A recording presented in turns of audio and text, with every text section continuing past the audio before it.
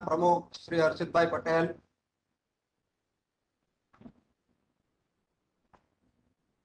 अग्रवाल जी साहेब છે તે RRSL ના લેબોરેટરીમાં આપ સૌને ખ્યાલ હશે કે આપના મોડલ એપ્રુવલમાં જે નીચે સહી કરેલી છે અગ્રવાલ તે આ સાહેબ છે. હવે આપણે આપણી પરંપરા મુજબ સાહેબનું અને અમદાવાદ એસોસિએશનના પ્રમુખશ્રીનું સ્વાગત કરશું. सर्वप्रथम अग्रवाल जी साहब ने विनंती, अग्रवाल जी साहब आपको विनंती कर रहे हैं कि आप खड़े होकर हमारा अभिनंदन ले लीजिए. તેમનું સ્વાગત કરશે વિજયભાઈ ડોડિયા, સાવરકુંડલા શહેર કોંગ્રેસ પ્રમુખ.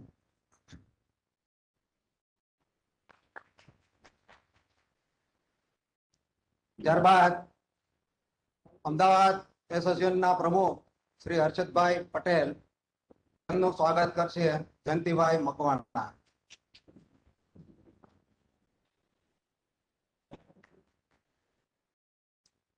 હવે લાંબો સમય નહીં લેતા હર્ષદભાઈને વિનંતી કરું કે તેઓ બે શબ્દો આપણને કહે.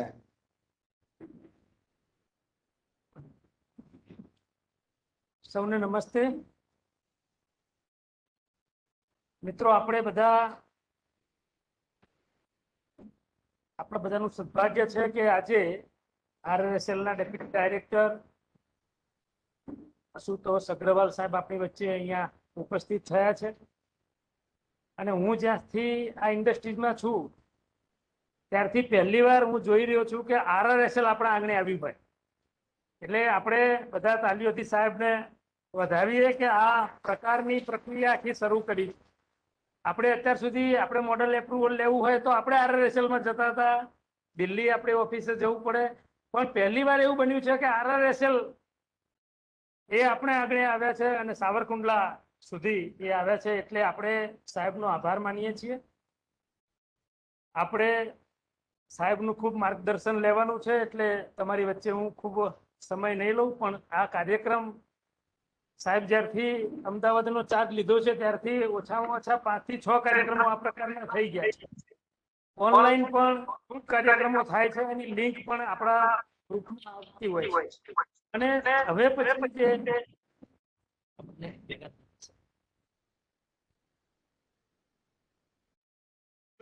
જે પણ કાર્યક્રમો થશે એની લિંક અમે તમારા એસોસિએશનના જે પણ લોકો છે એને શેર કરીશું. એટલે RRSL માં સતત સાહેબ આવા પ્રકારના પ્રોગ્રામો કરતા રહે છે જે આપણે ઇન્ડસ્ટ્રીઝમાં આપણી નોલેજમાં વધારો થાય એ પ્રકારના. તો એમાં પણ આપણે પાર્ટિસિપેટ ઓનલાઈન થઈશું. આજે આ કાર્યક્રમ સાવરકુંડલા ખાતે સાહેબ આપણે રાખ્યો છે. આ કાર્યક્રમ એ સરકારી કાર્યક્રમ છે. ત્યાં બધા જ ઇન્ડસ્ટ્રીના મિત્રો જે પણ આ ઉદ્યોગ સાથે સંકળાયેલા છે બધા અહીંયા આમંત્રિત છે. અને હવે ખૂબ સમય ના લે તો સાહેબને વિનંતી કરીએ કે સાહેબ આપણને માર્ગદર્શન કરે. Thank you.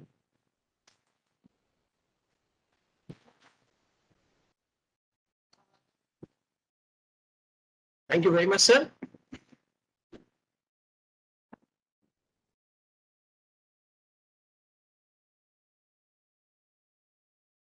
जैसा कि अभी हर्षद पटेल साहब ने बताया, हमारा पर्पज यहाँ पर यही है कि किस तरीके से इंडस्ट्री के साथ मिलकर इंडस्ट्री को ज्यादा से ज्यादा सपोर्ट किया जा सके, आगे बढ़ाया जा सके. हमारे साथ बहुत सारे जो मेरे पैनलिस्ट हैं दिल्ली से हमारे साथ मौजूद हैं. सबसे पहले हमारे साथ दिल्ली से हमारे ज्वाइंट सेक्रेटरी साहब श्री विनीत माथुर साहब अवेलेबल है. मैंने उनसे आज मॉर्निंग में रिक्वेस्ट किया कि सर हम एक प्रोग्राम कर रहे हैं यहाँ पर सावरकुंडला में. तो he is so kind hearted. उन्होंने कहा सही है, मुझे पता है कि अभी इसी प्रोग्राम से वो आए हैं 9 बजे. हमारा कुछ ऑफिशियल प्रोग्राम था, सुबह से आज उसमें बिजी थे. उसके बाद भी उन्होंने आने के बाद हमें समय दिया और यहाँ अपने जितने भी लोग उपस्थित हैं ऑफलाइन एंड ऑनलाइन सब लोगों को अपने विचार प्रस्तुत करने का अवसर प्रदान किया. सर आपके हम बहुत बहुत आभारी हैं. श्री विनीत माथुर साहब जो कि बेसिकली इंडियन पोस्टल सर्विस के डायरेक्टर जनरल लेवल के ऑफिसर हैं और अभी डिपार्टमेंट में कंज्यूमर अफेयर्स में हमारे एक इंजीनियर होने ये आईआईटी से इंजीनियर है और मैं समझता हूँ कि टेक्निकली बहुत साउंड है। मैंने कई बार इसे टेक्निकल इश्यूज पे और लास्ट कोविड के टाइम में बहुत अच्छा कार्य मेरा इनके साथ रहा। तो मुझे एक पर्सनल जो टच है वो माथुर साहब के साथ मिला। सबसे पहले मैं माथुर साहब से रिक्वेस्ट करूंगा कि सर काइंडली 2 शब्द कह के हमारे इस कॉन्फ्रेंस को सक्सेस करने की कृपा करें। माथुर साहब, धन्यवाद। Thank you very much Ashutosh Agrawal जी।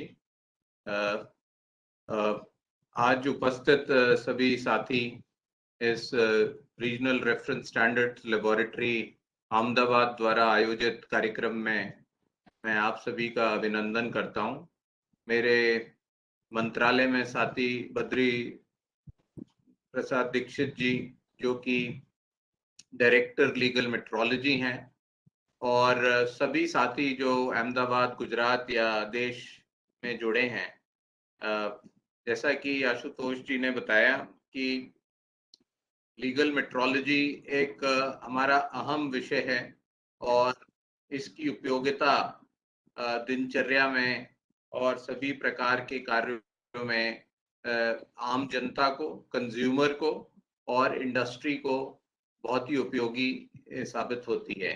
देश की इकोनॉमी को 5 ट्रिलियन इकोनॉमी बनाने के लिए मैं अभी एक कार्यक्रम से आ रहा हूं जहां आदरणीय consumer affairs, food public distribution, commerce and industry के मिनिस्टर आदरणीय श्री पीयूष गोयल जी प्रेजेंट थे, और हम सब ने मंथन किया कि किस प्रकार से जो क्वांटिटेटिव और क्वालिटेटिव मेजरमेंट्स का पद्धति है देश में, इसको कैसे आगे बढ़ाया जाए, कैसे हम इंडस्ट्री के साथ अधिक से अधिक सहयोग करके उनकी जो की मुश्किलात हैं या उनको जो सामने आ रही हैं चैलेंजेस, उनको हम सुधार पाएं, उनमें उनका सहयोग कर सकें, और जिससे कि देश में जो प्रॉपर कैलिब्रेटेड इंस्ट्रूमेंट्स हैं और अधिक से अधिक हम नई टेक्नोलॉजी यूज करके नए मॉडल्स को डेवलप कर पाएं।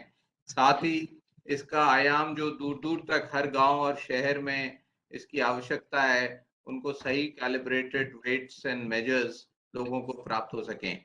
जैसा कि आप जानते ही होंगे कि बड़े से बड़ी चीज जैसे कि धर्म काटा, जिसमें कि हम ट्रांसपोर्ट करने के लिए ट्रक में जो सामान जाता है उसमें क्या मेजरमेंट्स होते हैं, उनके कैलिब्रेशंस को सपोर्ट करते हैं। और छोटे से छोटी वस्तु जो आम जनता को मान लीजिए कि ब्लड प्रेशर की मशीन है या आपके ये थर्मोमीटर्स हैं, इन सारी चीजों का कैलिब्रेशन और मेजरमेंट्स और इसकी इंडस्ट्रीज को सपोर्ट करते हैं। तो जो लीगल मेट्रोलॉजी का विषय है बहुत ही वास्ट है। इसमें टाइम मेजरमेंट्स के भी इश्यूज हैं। यदि हमें किसी प्रकार की हम स्ट्रेटेजिक एक्टिविटी करते हैं तो वहां पर हमको इंटरनेशनल टाइम जो एनपीएल के द्वारा हमको मिलता है, विश्व भर से जो घड़ियां हैं, एटॉमिक क्लॉक्स हैं, उनके द्वारा सही प्रकार का टाइम मिले। आपका ऑल इंडिया रेडियो है, आपका जो अन्य सरकारी डिफेंस के एस्टेब्लिशमेंट हैं, स्ट्रेटेजिक एस्टेब्लिशमेंट हैं, उनमें भी बहुत अधिक आवश्यकता है कि हम सही मेजर्ड टाइम की प्राप्ति करें, जिसके कारण हमारे प्रोडक्शन कैपेसिटी, स्ट्रेटेजिक एसेट्स और उनकी टाइमिंग का सही इस्तेमाल होता है। तो रेट्स, मेजर्स और टाइम, ये सारे जो एसआई के डायमेंशंस हैं, इनको केटर करती है हमारी लीगल मेट्रोलॉजी। इसके अलावा हमारे पैकेज्ड कमोडिटी के रूल्स हैं जो कि बहुत ही उपयोगिता के साथ पूरी इंडस्ट्री पे लागू होते हैं। जो जो पैकेज कमोडिटी को यूज करते हैं वहां भी हम इंडस्ट्री का सहयोग चाहते हैं। तो आज की जो कार्यशाला रखी गई है, मैं ये जानता हूं कि ये शनिवार का दिन है, लेकिन हमारे सारे साथी अहमदाबाद और आसपास से एकत्रित हुए हैं। हमारे पास राज्य सरकार के भी लीगल मेट्रोलॉजी के अधिकारी हैं, कंट्रोलर्स हैं, जो कि इस प्रयोगशाला के कार्यक्रम में इंडस्ट्री को सपोर्ट करने के लिए हम लोग साथ हैं। आज का कार्यक्रम में मेरे ख्याल से इलेक्ट्रॉनिक वेइंग स्केल्स के जो हमारी यूनिट्स हैं, उनके साथी भी हमारे साथ जुड़े हुए हैं।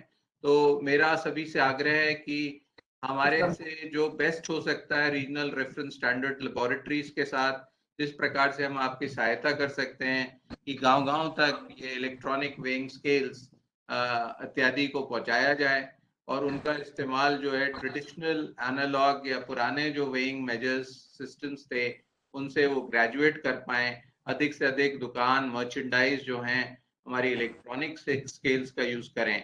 इसमें मुख्यतः जो नई टेक्नोलॉजी आ रही है जिससे कि हमारे कैलिब्रेशन और मेजर्स इलेक्ट्रॉनिक के बिल्कुल ही माइक्रो मिलीमीटर्स या उससे भी कम लेवल तक आपकी एक्यूरेसी प्राप्त हो पाए, इसकी हम कोशिश करते हैं जिससे कि हमारे इंस्ट्रूमेंट्स वर्ल्ड क्लास बने। एक मुख्य क्षेत्र है जिसमें कि बहुत ज्यादा काम करने की आवश्यकता है कि हमारा सामान जो कि हम यहाँ इंडस्ट्री बना रही है और वो वेल कैलिब्रेटेड है, इंटरनेशनल स्टैंडर्ड्स पर खरे उतरते हैं लीगल मेट्रोलॉजी के, वो अधिक से अधिक हम एक्सपोर्ट कर पाए। अभी हमारा मुख्य उद्देश्य जो है वर्ल्ड स्टैंडर्ड्स की चीजें हिंदुस्तान में, इंडिया में बनाने का है।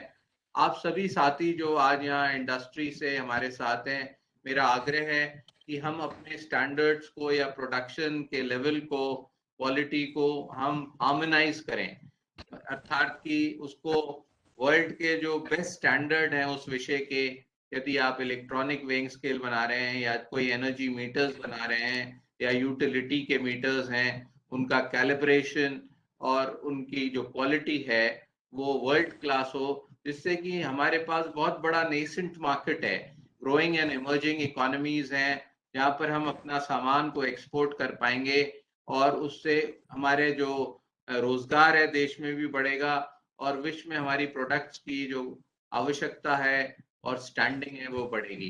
तो इकोनॉमी को ट्रैक्शन मिलने के लिए लीगल मेट्रोलॉजी और खास तौर पे जो इंस्ट्रूमेंट्स वेरियस प्रकार के हमारे यहाँ हैं वो बहुत ही आवश्यक है।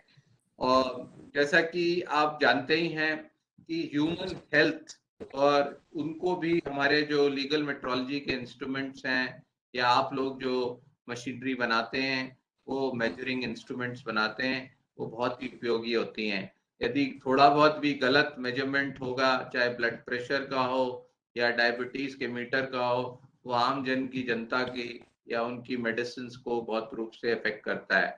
एक बहुत बड़ा रोल पूरी इंडस्ट्री ने लीगल मेट्रोलॉजी की कोविड काल में उन्होंने हमारा सहयोग किया और आप देखेंगे कि चाहे ऑक्सीजन के मीटर्स हों या इसके अलावा जो मशीन्स हैं जो ऑक्सीजन सप्लाई करती हैं वो वेल कैलिब्रेटेड और सब प्रकार से सही मात्रा में लोगों को ऑक्सीजन प्राप्त हो। ऑक्सीमीटर से हम ये देख पाए कि कितनी ऑक्सीजन किस कोविड के पेशेंट में। इस क्षेत्र में बहुत काम किया गया, बहुत से इंस्ट्रूमेंट्स विदेशों से हमने इंपोर्ट किए, उनको फिर यहाँ पर जांचा, लेकिन नेसेंट हमारी जो इंडस्ट्री है हम उसको सपोर्ट करना चाहते हैं। अधिक से अधिक हम चाहते हैं कि हमारे जो मैन्युफैक्चरर्स हैं इस तरीके के मीटर्स के, ऑक्सीमीटर खासतौर पे हिंदुस्तान में अधिक से अधिक बनना चाहिए और हमारा इंपोर्ट इस पे कम होना चाहिए। जितना भी आपकी इमर्जिंग इकोनॉमीज हैं या विश्व की बड़ी पावर्स हैं वो हमसे चीज लें। तो मैं आशा करता हूं कि आज की ये जो वर्कशॉप है इसमें आप लोग अपने जो एक्सपीरियंसेस हैं साझा करेंगे, हम लोगों को बताएंगे कि कहाँ पर और गवर्नमेंट की चाहे रेगुलेटरी कंप्लायंसेस की या हमारे सर्कुलर्स इंस्ट्रक्शंस की सपोर्ट की आवश्यकता है।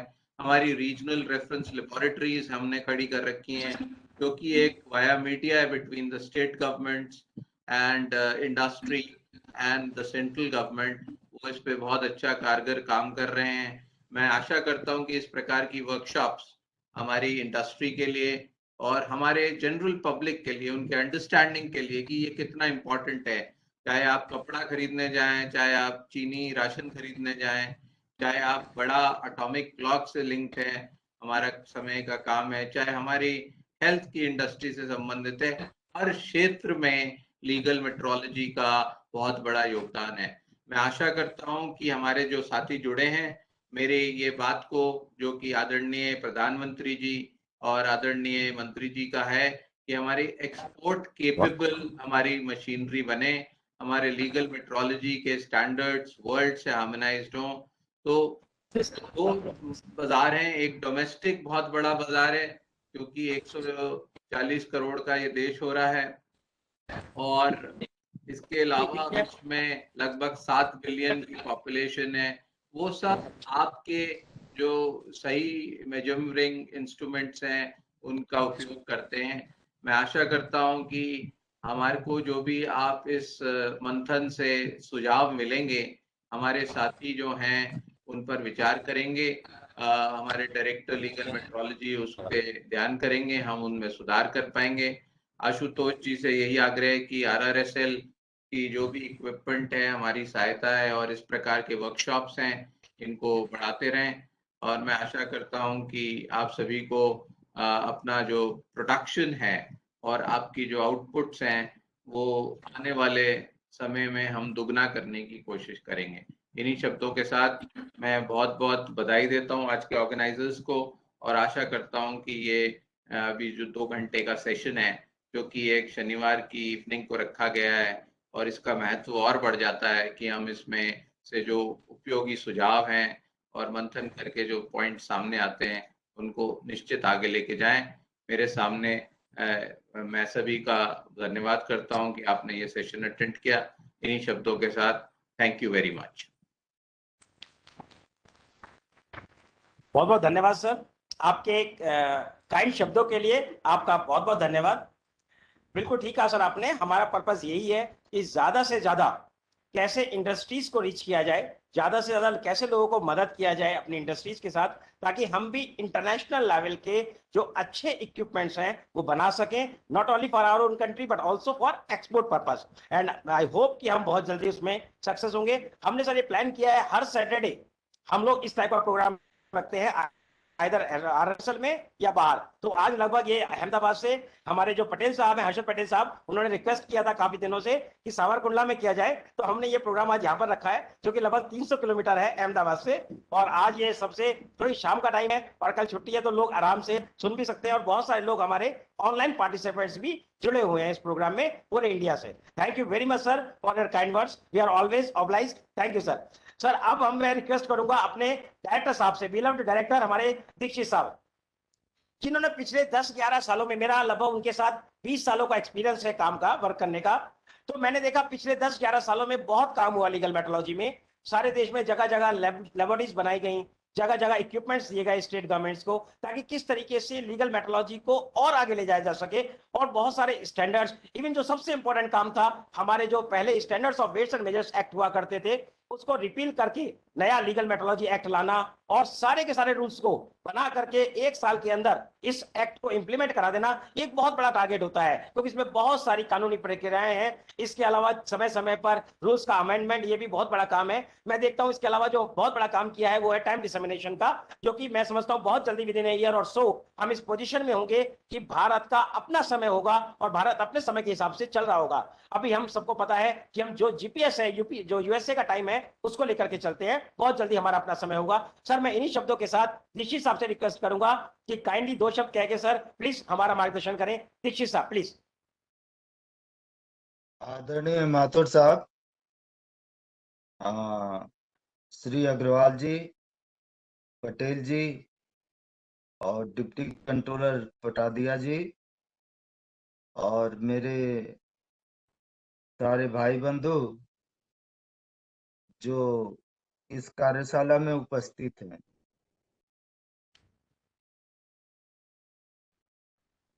वैसे तो हमारे माथुर साहब ने काफी अच्छी अच्छी बातें कही और हमारे आदरणीय मंत्री जी के विचारों का भी उन्होंने किसी तरह से यहाँ उल्लेख कर दिया कि इसको RRSL को किस पटल पर ले जाना है और इसका क्या प्रमुख उद्देश्य है। डिपार्टमेंट का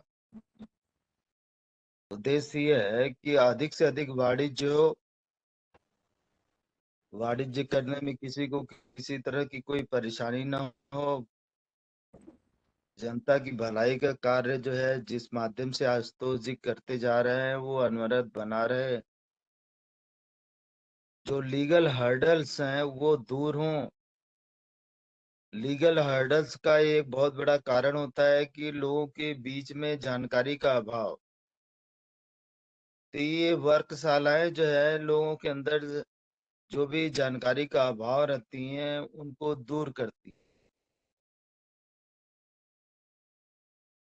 इस क्षेत्र में जो ये कार्यशाला आयोजित की गई है, इसके लिए आशुतोष जी को बहुत बहुत बहुत धन्यवाद।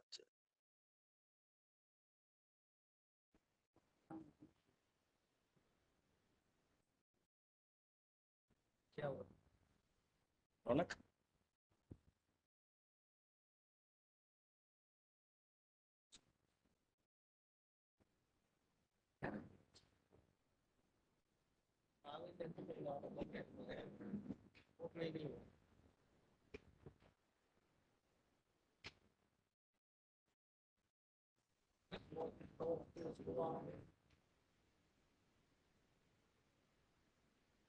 सावरकुंडला,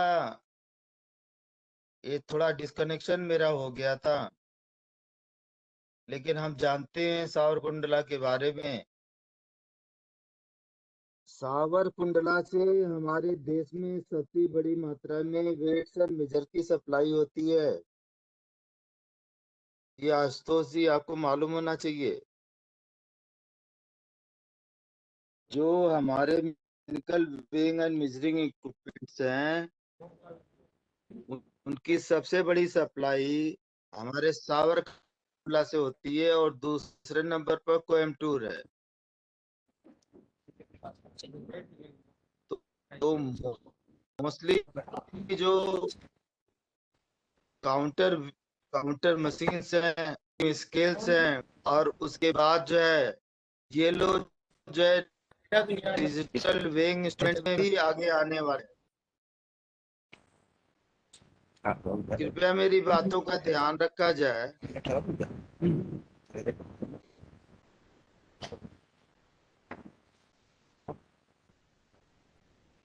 आशुतोष जी कृपया मेरी बातों की तरफ आकर्षित रहें। सावरकुंडला एक महत्वपूर्ण स्थान है जहां से हमारी अधिक से अधिक वेइंग एंड इंडस्ट्रीज के द्वारा प्रोडक्ट किए हुए मैकेनिकल और electronic weighing and measuring equipments को हमारे देश में ही नहीं, विश्व के अन्य डेवलपिंग स्थानों में जहां मैकेनिकल वगैरह की आवश्यकता होती है, वहां पर इसका प्रयोग होता है। ये बहुत सराहनीय विषय है। आप यहाँ के मैन्युफैक्चरर्स के माइंड को टच नहीं कर सकते हैं, जान नहीं कर सकते हैं कि व्यवहारिकता के मामले में, उद्योग के मामले में वो बहुत ही आगे बढ़ा हुआ व्यापारी है, जो अपने प्रोडक्ट को कैसे प्रेजेंट किया जाए, कितनी दूर तक ले जाया जाए, उसकी क्वालिटी को, उसकी क्वांटिटी की एक्यूरेसी को, वो बहुत दूर तक जो है इसको एडवर्टाइजमेंट और अन्य माध्यम से ले जाता है। और हमारे डेवलपिंग कंट्रीज में आप जाएंगे तो आप पाएंगे कि सावरकुंडला बहुत से स्थानों पर विराजमान है। इसके लिए मैं सावरकुंडला को बहुत बहुत बधाई देता हूं, और ये जो है हर समय जो है आगे बढ़ने के लिए देश में मदद करते रहेंगे। ये सावरकुंडला की बधाई है। दूसरा, सावरकुंडला में हर समय मैकेनिकल का काम होता रहा है, इसलिए ये मैकेनिकल के कार्य में सदैव अग्रगण्य रहे। लेकिन पिछले 30 सालों में आपने देखा होगा कि डिजिटल के कार्य में भी ये काफी आगे बढ़े और पूरे देश भर में इनकी मशीनें हैं। और गुजरात तो digital weighing and measuring instrument का एक हब है, जहां से पूरे देश भर में digital weighing and measuring instrument एक, मैं सस्ते दर पर तो नहीं कहूंगा, लेकिन एक कॉम्पिटिटिव रेट्स पर अवेलेबल होता है। कोई भी digital weighing and measuring instrument खरीदना चाहता है तो उसे एक बार गुजरात के द्वारा बने हुए प्रोडक्ट्स को भी देखना चाहिए, जिसमें इस तरह की एक्यूरेसी और उसकी लॉन्गेटिविटी होती है कि जिसमें बिगड़ने का चांस कम होता है और ये काफी दिनों तक काम किया करती है। जो है electronic weighing and measuring instrument अपने आप में बहुत बड़ा विषय है। विषय के साथ साथ इसमें जितने अधिक व्यापारी आ रहे हैं उन सभी लोगों का स्वागत है, और हमें जो है उन लोगों को इस तरह के सेमिनार के माध्यम से बताना चाहिए जो है कि कैसे अच्छे तरह के लोड सेल और इलेक्ट्रॉनिक सिस्टम्स और अन्य चीजों का उपयोग करना चाहिए, और दुनिया में किस तरह की नई तकनीक आ रही है उसके बारे में इन लोगों को बताना चाहिए। तकनीक तो ये लोग बना लेंगे, लेकिन नई तकनीक क्या आ रही है इसके बारे में जानकारी तो आशुतोष साहब ही दे सकते हैं, क्योंकि चैलेंजिंग टास्क तो उनके सामने आता है। तो वर्क विषय ये होता है कि हम लोग दूसरे देश के वेट्स एंड मेजर का अप्रूवल देते हैं, लेकिन जो उसकी टेक्नोलॉजी है उसके बारे में हमें अपने भी जो लोकल मैन्युफैक्चरर्स हैं उनको भी उसके बारे में जानकारी देना चाहिए, जिससे कि वो सब चीजें प्रोड्यूस कर सकें। उनके अंदर भी वो क्षमता है, केवल ट्यूनिंग की आवश्यकता होती है। जस्ट एक ट्यूनिंग से टेक्नोलॉजी बदल जाती है।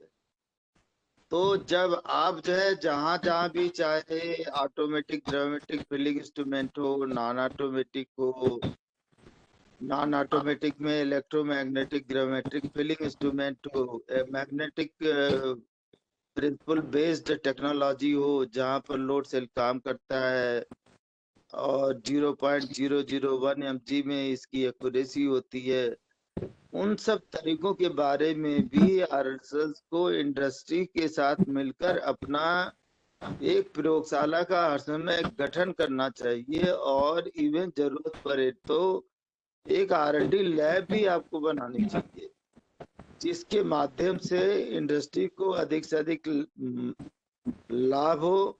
And what for the RSL to industry, इस विषय पर जो है हम लोगों का लगातार मंथन होना चाहिए। What for the department for the industries, अभी तक हम सिर्फ कंज्यूमर्स के बारे में सोचते रहे हैं। कंज्यूमर्स को तो इंडस्ट्री हर समय सहायता करती ही करती है, उनका धर्म ही ये सहायता करना, लेकिन हमें अपने आर्थिक क्षेत्र की दिशा को बढ़ाने के लिए, एक्सपोर्ट का अधिक से अधिक बिजनेस बढ़ाने के लिए, अपने देश में जो विदेशों से तरह तरह की वेट्स एंड मेजर आ रहे हैं उसकी आने की गुंजाइश ना हो, उस दिशा में भी हमें अपने मैन्युफैक्चरर से बात करनी चाहिए, जिससे कि डंपिंग ऑफ गुड्स का जो प्रॉब्लम हो रहा है हमारे देश में वो खत्म हो जाए। तो मुझे जो है हमारे प्रिय भाई आशुतोष जी से बहुत बहुत निवेदन है कि इनके एरिया में बड़े गुजरात का क्षेत्र आता है, देश का अग्रणीय राज्य महाराष्ट्र का भी क्षेत्र आता है, मध्य प्रदेश भी आता है, छत्तीसगढ़ भी आता है, बहुत सारे क्षेत्र के क्या आते हैं। तो ये सभी जगह पर इनका इस तरह की वर्कशाला का कार्यक्रम करें, और हम लोगों से जो भी आवश्यक जानकारी देने के बारे में या हम लोगों का जो अनुभव है, हम अपने अनुभव को और निचोड़ जो है इंडस्ट्रीज के सामने रखने के लिए हर समय जो है विद्यमान है। हमारे तरफ से कोई कमी नहीं होगी। आप कार्यक्रम को लेकर आगे बढ़ें, आप सदैव लाभान्वित होंगे। इन्हीं शब्दों के साथ जो है आप सभी को बहुत बहुत अभिनंदन और आभार जो है। धन्यवाद।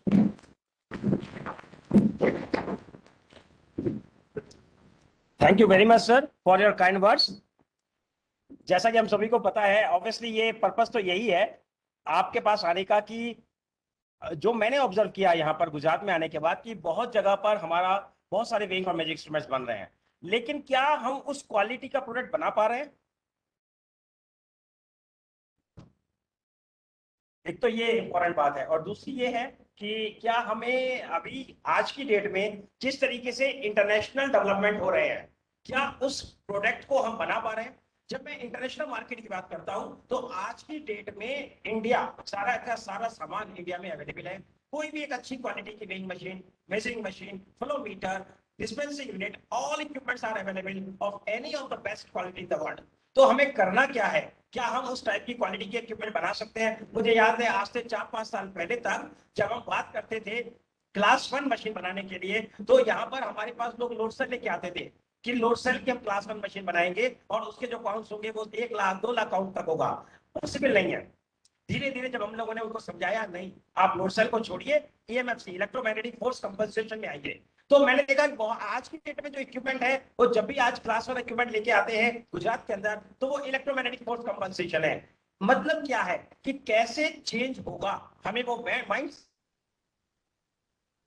हमें लर्न करें ताकि हम एक अच्छी क्वालिटी का प्रोडक्ट अपने लोगों के लिए और बाहर के फॉरेन एक्सपोर्ट करने के लिए बना सके। इसके साथ ही सर मैं आपका बहुत बहुत धन्यवाद करूंगा जो आपने कहा। हम बिल्कुल प्रयास करेंगे कि इस टाइप के जो भी सेमिनार है, अभी अगले हफ्ते बॉम्बे महाराष्ट्र में रखा है फ्राइडे के दिन, उन्होंने रिक्वेस्ट किया है मुझसे कि फ्राइडे में हमारा महाराष्ट्र बॉम्बे में कर दीजिए, तो बॉम्बे में मैं रहूंगा। आपसे मैं रिक्वेस्ट करूंगा और आपने जो माधुर सर है उनसे रिक्वेस्ट करूंगा कि फ्राइडे के दिन लगभग 6-7 बजे जब हम शाम को प्रोग्राम करेंगे आफ्टर द ऑफिस आवर्स, तो उस समय देकर के हमारी जो कार्यशाला है उसको लाभान्वित करें। बहुत बहुत धन्यवाद सर। अब सर मेरे पास एक्चुअली मैंने रिक्वेस्ट किया था कंट्रोलर साहब से, अपने जो कंट्रोलर गुजरात हैं, लेकिन किसी कारणवश वो नहीं आ पाए हैं, और उन्होंने अपने जो डिप्टी कंट्रोलर साहब हैं जो संजय पटारे साहब मेरे पुराने दोस्त हैं, लगभग 20 सालों से हम लोग एक दूसरे को जानते हैं, और पटारे साहब का एक एक्सपीरियंस है लीगल मेट्रोलॉजी का अपने फील्ड में। मैं पटारे साहब से रिक्वेस्ट करूंगा कि गुजरात में किस तरीके से हम as a central government, as a RRSL हम सपोर्ट कर सकते हैं, आपकी इंडस्ट्री को किस तरीके से आगे बढ़ाया जा सकता है, हमारी क्या सपोर्ट चाहिए, और आप क्या एक्सपेक्ट करते हैं अपने मैन्युफैक्चरर से, काइंडली कुछ हमें बताइए सो दैट हम उससे लाभान्वित हो सके। साहब प्लीज। आदरणीय जॉइंट सेक्रेटरी साहब, आदरणीय दीक्षित साहब, हमारे deputy director legal metrology Ashutosh Agarwal sahab, Savarkundla के सभी मैन्युफैक्चरर्स, जैसे दीक्षित साहब ने बताया कि इंडिया का एक सबसे बड़ा मैन्युफैक्चरिंग हब है वेट्स एंड मेजर्स के इंस्ट्रूमेंट्स का, और पूरा की पूरा Savarkundla weights and measures manufacturer के नाम से जाना जाता है। तो मैं सबसे पहले आशुतोष अग्रवाल साहब को एक अभिनंदन करता हूं कि उन्होंने ये सावरकुंडला की जगह चुनी अपने ये कार्यक्रम के लिए।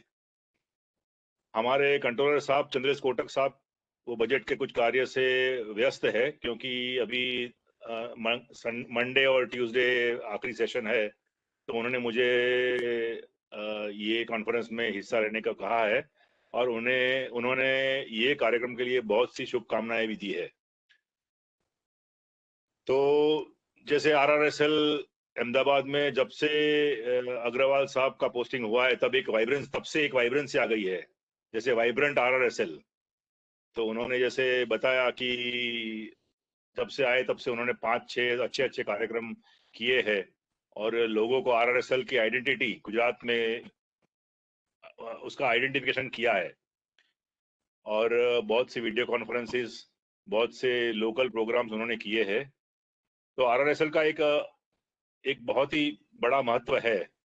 जैसे आप सावरकुंडला के सभी मैन्युफैक्चरर जानते हैं कि जो भी आपका मॉडल अप्रूवल है, तो उसका जो भी मॉडल चेक करके उसका रिपोर्ट दिल्ली में RRSL द्वारा ही भेजा जाता है, और दीक्षित साहब जो डायरेक्टर लीगल मेट्रोलॉजी है वो आपका RRSL का मॉडल अप्रूवल इश्यू करते हैं। तो एक बड़ा रोल है RRSL का। पूरे लीगल मेट्रोलॉजी के पूरी तंत्र के अंदर। और साथ साथ अभी लीगल मेट्रोलॉजी के नए जो रूल्स बने हैं उसमें आरआरएसएल को डीम्ड जीएटीसी का एक उनको एक आइडेंटिफाई किया है। तो आरआरएसएल में जैसे अभी थोड़े महीने से बहुत से अलग अलग प्रकार के जो स्पेशलाइज इंस्ट्रूमेंट्स है उसका कैलिब्रेशन स्टार्ट कर दिया है। और अभी जो लेबोरेटरी हमने 2 बार हमने विजिट किया था, मैं और मेरे कंट्रोलर साहब ने, तो वो लेबोरेटरी वेल इक्विप्ड हो गई है। सभी प्रकार के जो इंस्ट्रूमेंट्स जो गवर्नमेंट ऑफ गुजरात के लीगल मेट्रोलॉजी नहीं करते, जैसे थर्मोमीटर है, स्पिग्मोमेनोमीटर है, फ्लो मीटर है, लोड सेल है, क्लास 1 एक्यूरेसी के बैलेंसेस है, उसका सबका कैलिब्रेशन आरआरएसएल में होता है। तो ये एक बड़ी उपलब्धि जब से अपने अग्रवाल साहब यहाँ पोस्टिंग हुआ है तब से आरआरएसएल का एक महत्व बढ़ गया है। तो मैं सभी मैन्युफैक्चरर्स जो है उनसे निवेदन करता हूं कि आरआरएसएल का जो भी हाई एक्यूरेसी का कैलिब्रेशन का लाभ है वो लोग ले। और बहुत सी जो क्लास 1 के इंस्ट्रूमेंट्स जो यूज करते हैं हाई एक्यूरेसी के, उसका भी जो कैलिब्रेशन है वो आरआरएसएल में होता है, तो उसका भी लोग लाभ ले। तो गवर्नमेंट का फी भी बहुत ही कम है और आरआरएसएल का कार्य भी इतना स्विफ्ट है, एकदम फास्ट है कि आपका जो भी इंस्ट्रूमेंट्स है जो क्लास 1 वाले हाई एक्यूरेसी के, वो तुरंत ही वो लोग थोड़े समय में आपको कैलिब्रेट करके वापस करते हैं। तो और इसका गवर्नमेंट ऑफ इंडिया का जो सर्टिफिकेट है उसका इम्पोर्टेंस भी बहुत ही ज्यादा रहता है। तो सभी मैन्युफैक्चरर्स है या सभी जो इंडस्ट्रीज है जो ऐसे इंस्ट्रूमेंट्स बनाते हैं, तो उसको मैं निवेदन करता हूं कि वो आरआरएस से जाके वो कैलिब्रेशन करवाए। साथ में गुजरात गवर्नमेंट ने जो एकदम महत्वपूर्ण स्टेप्स लिए हैं, तो वो हमारी जो 10 एप्लीकेशन है स्टैंपिंग से लेके लाइसेंस, रिन्यूअल ऑफ लाइसेंस, वो सब हमने ऑनलाइन कर दिया है। तो अभी ये मैन्युफैक्चरर्स जो अपना सावरकुंडला के, उनको बहुत ही बड़ा लाभ मिला है, क्योंकि अभी जो रिन्यूअल की प्रोसीजर है उनके लिए उनको कोई रिपोर्ट या कुछ नहीं करना पड़ता है। अपना लॉगिन में जाके वो अपना रिन्यूअल का फीस भरेंगे तो ऑटोमेटिक जो रिन्यूअल का सर्टिफिकेट उनको मिल जाता है। तो ये बड़ी उपलब्धि है गुजरात गवर्नमेंट की, हमारे कोटक साहब के मार्गदर्शन में, कि सभी मैन्युफैक्चरर्स है उसका रिन्यूअल जो है वो ऑटो रिन्यूअल हो गया है। तो इससे उनको जो एक समय का मतलब कुछ उसके लिए कुछ कार्य करना पड़ता था, ऑफिस में से रिपोर्ट करने आते, वो सब प्रोसीजर हमने रिमूव कर दिया है। तो ये एक गुजरात ने पहला एक स्टेप है मैन्युफैक्चरर्स के लिए, उनकी सब जो भी कार्य पद्धति है उसको सरल बनाया है। तो मैं आशा करता हूं कि ये जो ऑटो रिन्यूअल है उससे उनका समय भी बचेगा, और गुजरात का जो ये पहला कार्य है तो वो दीक्षित साहब भी आगे दूसरे स्टेट को बताएं कि ये हमारा ऑटो रिन्यूअल अभी एकदम अच्छी तरह से कार्यरत हो गया है। तो ये जो भी मैन्युफैक्चरर्स है उसके लिए बड़ी अच्छी उपलब्धि है। साथ में पैकेज कमोडिटी रूल्स जो है उसके बारे में भी अग्रवाल साहब ने 2 सेमिनार किए हैं, और हमारे इंडस्ट्रीज वाले जो भी है उन्होंने पार्टिसिपेट भी किया था। तो उनसे भी बहुत सी अच्छी प्रश्नोत्तरी भी हुई थी और उनका अच्छी तरह से अग्रवाल साहब ने निराकरण भी किया था। और हमारा डिपार्टमेंट अभी जैसे लीगल मेट्रोलॉजी है तो वो कंज्यूमर अफेयर्स का भी अच्छा कार्य करता है, और गुजरात सरकार ने कंज्यूमर अफेयर्स मतलब जो कंज्यूमर्स के जो प्रॉब्लम्स है और उसके जो ग्रीवेंसेस है उसके बारे में भी बहुत ही अच्छा और ठोस कार्य किया है। आज हमारी एनसीएच की जो हेल्पलाइन है उसमें से 95% जो भी ग्रीवेंसेस है वो हमने सॉल्व कर दिए हैं। तो मैं आशा करता हूं कि ये जो सेमिनार है अग्रवाल साहब ने ऑर्गेनाइज किया है सावरकुंडला में, और अपना बहुत ही कीमती समय देके दीक्षित साहब ने और हमारे जॉइंट सेक्रेटरी साहब ने उन्हें पार्टिसिपेट किया है, तो ये कार्यक्रम बहुत ही सफल रहेगा। और ऐसे कार्यक्रमों से लीगल मेट्रोलॉजी का जो एक एडवांसमेंट हुआ है उसकी जानकारी सभी मैन्युफैक्चरर्स को, सभी इंडस्ट्रीज को मिलेगी, और इससे पूरे डिपार्टमेंट को और कंज्यूमर्स को फायदा होगा। Thank you sir. बहुत बहुत थैंक यू वेरी बधाई मच। संजय जी। आपने काफी अच्छी चीजें जो है गुजरात प्रदेश के बारे में बतलाई, जी सर। और जैसा विदित था जो है कि ये आपका स्थान देश में अग्रणी है वेट्स एंड मेजर्स को सप्लाई करने के लिए।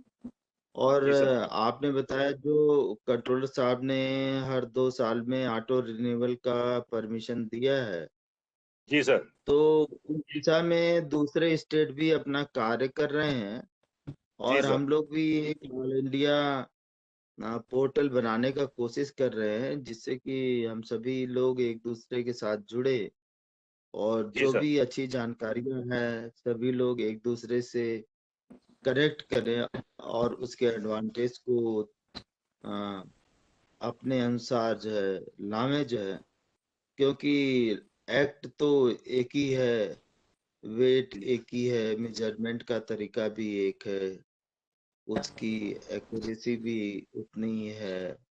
जी सर। तो अ, कितनी जल्दी फास्ट ट्रैक सर्विसेज हम लोगों को प्रदान कर सकते हैं, जी सर। ये हमारा प्रमुख उद्देश्य होना चाहिए कि कोई भी व्यापारी हमारे इस सुविधा से वंचित न रह जाए, और किसी भी कंज्यूमर्स की कोई भी ग्रीवांस को हल किया जाए। जी सर। तो आपने जो भी संबोधन किया उसके लिए हम जी सर। बहुत बहुत आभारी हैं, और आपने thank you sir. Thank you. अपने प्रदेश के कार्यों के बारे में भी अधिक से अधिक जानकारी दी है, जी सर। और उसका हम मामले विभाग, अ, कृषि विभाग, गवर्नमेंट ऑफ इंडिया में जी सर।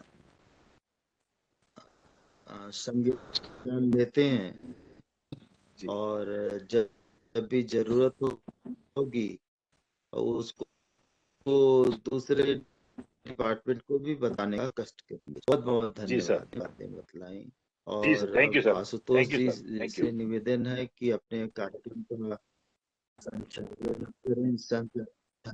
Thank you. अब आशुतोष जी से निवेदन है कि अपने कार्यक्रम का संचालन करें जो है, और धन्यवाद सर। हम लोगों को विरमित करने का अ, भी कार्य कर सकते हैं, और जरूरत होगी तो हम आपके साथ थ्रू आउट मीटिंग में कंटिन्यू रहेंगे। बहुत बहुत धन्यवाद। Thank you very much sir. Thank you for converts. Patel साहब बहुत बहुत धन्यवाद। आपने जैसा बताया गुजरात में ऑब्वियसली ये तो वाइब्रेंट गुजरात है। हम लोग देखते जी हैं सर। लगातार कि गुजरात में जो वाइब्रेशंस हैं वो सबसे अच्छे हैं इंडस्ट्रीज के लिए, बिजनेस के लिए, काम करने के लिए बहुत अच्छे वाइब्रेशन है। आई फील माई फॉर्चुनेट कि आई एम वर्किंग हियर। मेरे को लगभग 1 साल होने जा रहा है अभी, 10-11 महीने हो गए, तो मुझे बहुत फील हुआ कि बहुत अच्छा समय मैंने गुजरात में निकाला। और मुझे लगता है कि यदि किसी व्यक्ति ने कोई कार्य करना है तो उसको थोड़ा समय गुजरात में जरूर गुजारना चाहिए। उसको बिजनेस धंधों करना आ जाता है। तो वो एक चीज जो है आपसे मैं लर्न करने की कोशिश कर रहा हूँ। अभी सर मैंने एक रखा हुआ था यहाँ पर, हमारा विचार था, मैंने एक तो राजस्थान से भी रखा था डिप्टी कंट्रोलर साहब को, और एक और ऑफिसर को रखा था यूपी से। मुझे लगता है शायद कुछ टेक्निकल कमियों से कुछ शायद हमारे साथ जुड़ नहीं पा रहे हैं। तो मैं सोचता हूँ कि इससे पहले हम जो मुझे अपना आपके डिस्कशन करना है वेइंग मशीन का, वो थोड़ा सा मैं आपसे कर दूं, बिकॉज समय उतना ही है, समय ज्यादा नहीं है। Thank you sir.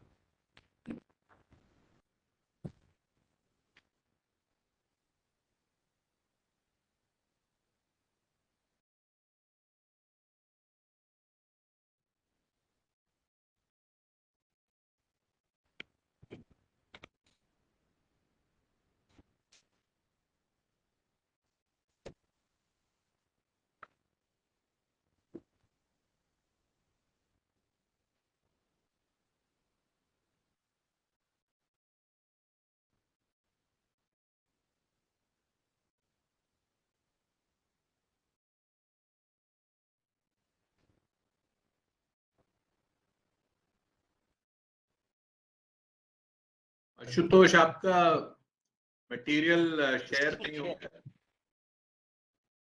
Santosh ji, मेरा स्क्रीन शेयर नहीं हो रहा। सर एक बार फिर से शेयर करने की कोशिश कीजिए सर। नहीं अगेन ट्राई कीजिए सर शेयर करने के लिए।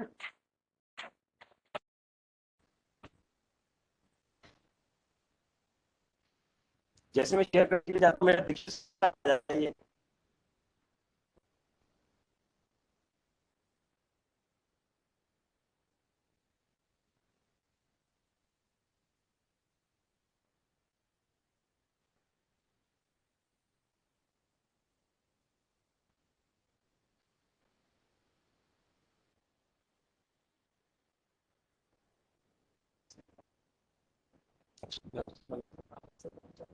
ठीक।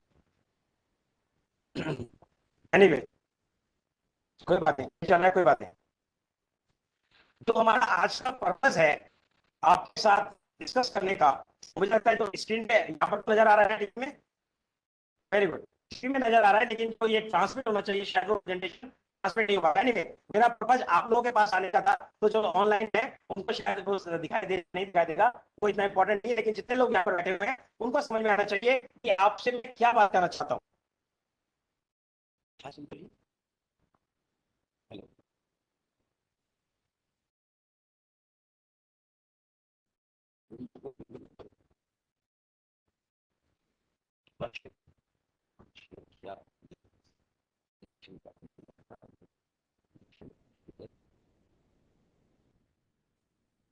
हेलो,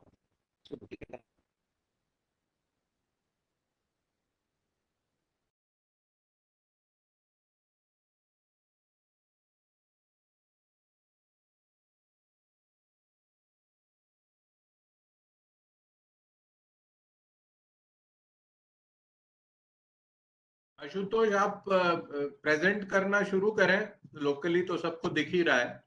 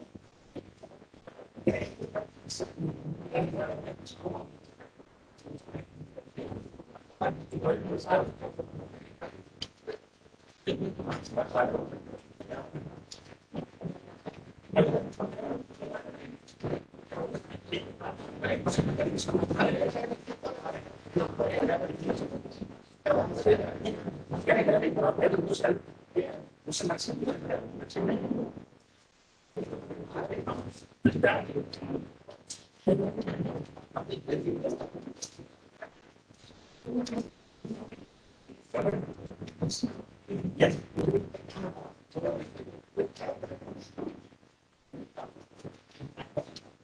तो विधि जो कानूनी महाविज्ञान है जिससे आप बात कर रहे हैं क्या? देखिए हम जीवन में सुबह से उठ के शाम तक हम क्या मेजरमेंट की बात करते हैं, माप की बात करते हैं। यहाँ पर जो मापिंग है यदि वो लीगल कंट्रोल के तरह है तो उसको हम बोलते हैं लीगल मेट्रोलॉजी। ये जो प्रोविजन लॉ के शुरू से चले आ रहे हैं और आपका जो अभी हमारा जो नया एक्ट है वो है विधिक विज्ञान 2009 जो 1 अप्रैल से 2011 से लागू है। यदि हम बात करें आपके जो पुराने टाइप के मिलिट्री इंस्ट्रूमेंट होते थे तो ये आपकी counter machine, spring balances etcetera जो आपने देखे हैं प्लेटफॉर्म होते थे, ये पुराने वेइंग मशीन थे जो कि धीरे धीरे अभी ऑब्सोलीट होते जा रहे हैं। अभी आज की डेट में आप देखेंगे तो ये नए टाइप के इलेक्ट्रॉनिक वेइंग इंस्ट्रूमेंट्स हैं जो कि आप जनरली आप यूज करते हैं अपने ट्रांजेक्शन और प्रोडक्शन के लिए।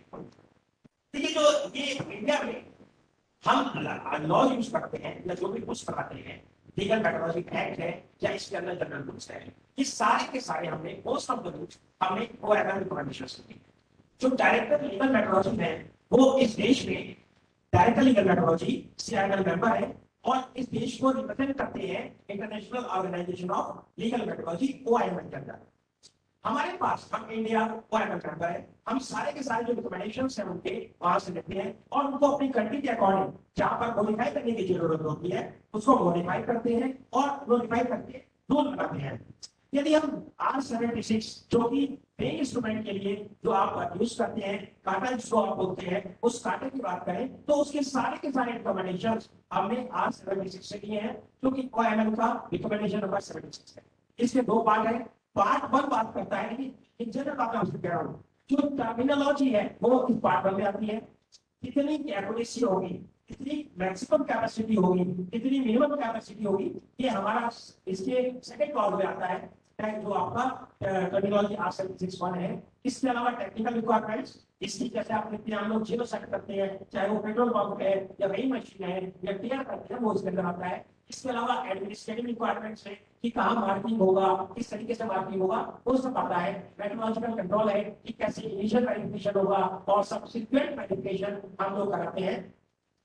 इसके अलावा टेस्ट प्रोसीजर और मॉडल्स वगैरह इसके अंदर दिए गए हैं। तो इसका पूरा फॉर्मेट है किस तरह से टेस्ट रिपोर्ट बनेगी वो आपका 76 पार्ट में दिया गया है। हम आपको जानकर खुशी होगी जब इंडिया में हम लोग टेस्ट करते हैं किसी भी वेइंग ऑर्गेनिक इंस्ट्रूमेंट को तो उसका रिकमेंडेशन एज पर ओएमएल होता है, उसकी test report exactly as per OML होती है। हम सारे test as per international organisation of legal metrology के जो रिकमेंडेशंस हैं पूरी दुनिया में जो रिकमेंडेशन होता है उस तरीके से करते हैं। आप ये भी जानते होंगे कि हमारे कंट्री में बहुत सारे लोग आज भी एक्सपोर्ट करते हैं वेइंग ऑर्गेनिक इंस्ट्रूमेंट्स का। मुझे पता है बहुत सारे किलोमीटर्स एक्सपोर्ट होते हैं, बहुत सारी वेइंग मशीन्स भी बहुत सारी कंट्रीज में एक्सपोर्ट होती है।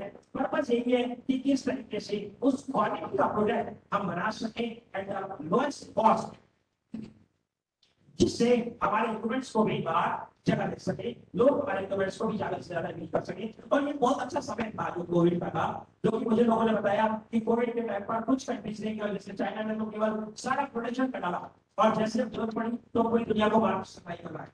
हमने क्या किया, हम शायद उस टाइम पर बंद करके ज्यादा प्रोडक्शन नहीं कर पाए, हमें उस टाइम रॉ मटेरियल भी कई जगह पर नहीं मिला और भी बहुत सारी प्रॉब्लम्स नहीं, लेकिन उसके बाद भी आज भी आपके प्रोडक्ट की रिक्वायरमेंट बिकॉज जो इंटरनेशनल लेवल पे है आपकी एक वैल्यू आपको पता होगा मोदी साहब ने आपको लिया करके कहाँ खड़ा कर दिया सब हम जानते हैं।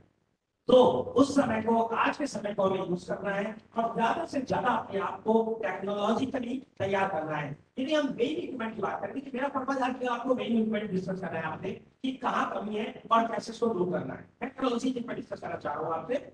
जो मेजरिंग इंस्ट्रूमेंट्स है और जो डिटरमिन करता है किसी भी बॉडी के वेट को या मास को सकते हैं कैसे, ग्रेविटी से। कोई भी चीज हम तोलते हैं, चाहे वो नॉन ऑटोमेटिक इंस्ट्रूमेंट है, न्यूमेटिक मशीन है, कोई भी मशीन जो तोलती है वेट को, वेट का जो माप होता है, जो तोल होता है, वेट होता है, वो होता है ग्रेविटी के हेल्प से। इसके अलावा भी जो मेजरिंग इंस्ट्रूमेंट है बहुत सारी उसी क्वांटिटीज को बताता है, मैग्नीट्यूड्स को बताता है, बहुत सारे और भी चीजें बताता है। इसके अलावा जो इसके मेथड ऑफ ऑपरेशन है उसके अकॉर्डिंग एक वेइंग इंस्ट्रूमेंट दो टाइप का हो सकता है, नॉन ऑटोमेटिक एंड ऑटोमेटिक। जितने भी काटने वाले यहाँ बैठे हैं वो जानते हैं हमारे सारे नॉन ऑटोमेटिक है। नॉन ऑटोमेटिक का मतलब क्या है कि वहां पर एक ऑपरेटर रहता है जो वेट रखता है, देखता है और क्वांटिटी को उठा करके पूरी करके देता है। जैसे कि दुकानों में रखी हुई वेइंग मशीन, धर्म काटा, पर्सन वेइंग मशीन, कोई भी ऐसी वेइंग मशीन जिसके ऊपर हमें क्या करना पड़ता है, वेट रखना पड़ता है हमारे एक ऑपरेटर को, और ऑपरेटर वेट रखने के बाद उसको अपने चेंज कर देता है प्रोडक्ट को, जैसे कि खुद ऑपरेट कर रहा है। इस इंस्ट्रूमेंट फॉर्म होते हैं नॉन ऑटोमेटिक वेइंग इंस्ट्रूमेंट। इसके अलावा जो नॉन ऑटोमेटिक इंस्ट्रूमेंट है इसके अंदर एक इंडिकेटिंग डिवाइस होती है जो प्रिंटर नहीं होता।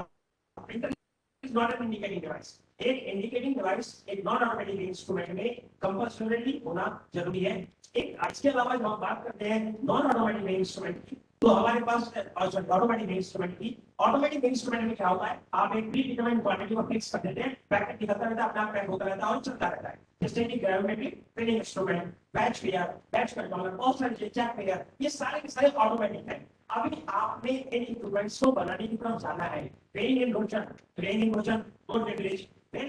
बहुत सारी चीजें जो निकल कर आ रही है, गैस मीटर, फ्लो मीटर, दुनिया भर में वेग ऑर्गेनिक इंस्ट्रूमेंट है, blood pressure meter, thermometer, person weighing machine. तो ये सारी की सारी चीजें लगातार हमें चाहिए। देश की भी रिक्वायरमेंट है, हमारा 130 करोड़ लोगों की जनता का देश है, इतने बड़े देश की रिक्वायरमेंट आज भी बहुत ज्यादा है, और मुझे लगता है हम कहीं इस लेवल पे पूरा नहीं कर पाए हैं। तो ये सारी की सारी चीजें जो ऑटोमेटिक इंस्ट्रूमेंट की बात कर रहा हूँ, ये भी हमें चाहिए। आप लोग यहाँ पर साउथ में मैं देखता हूँ कि जनरली नॉन ऑटोमेटिक वाले हैं, ऑटोमेटिक में भी आप आगे बढ़ेंगे, नए इंस्ट्रूमेंट्स को बनाने की कोशिश करेंगे। जैसे जिस तरीके से आपने सीखा है काउंटर मशीन से इलेक्ट्रॉनिक वेइंग मशीन बनाना, फिर इलेक्ट्रॉनिक वेइंग मशीन जो लोड सर थी उस लोड सर से इलेक्ट्रोमैग्नेटिक फोर्स कंपनसेशन में जाना, अब और आगे जाएंगे जो दूसरे टाइप के इंस्ट्रूमेंट्स हैं, गैस मीटर्स हैं, उनको बनाने की कोशिश करेंगे ताकि देश में अच्छे प्रोडक्ट हम लोग बना सके। आरएसएल आपके सामने, आरएसएल नेशनल फिजिकल लैबोरेटरी, जब भी आप कहेंगे हम किसी भी टाइप पर किसी भी तरीके से जो इंडस्ट्री की रिक्वायरमेंट है, इंडस्ट्री को कहीं आरएनडी करना है, हम आपके साथ मिलकर के काम करने के लिए तैयार है ताकि ज्यादा से ज्यादा इक्विपमेंट यहीं पर इंडिया में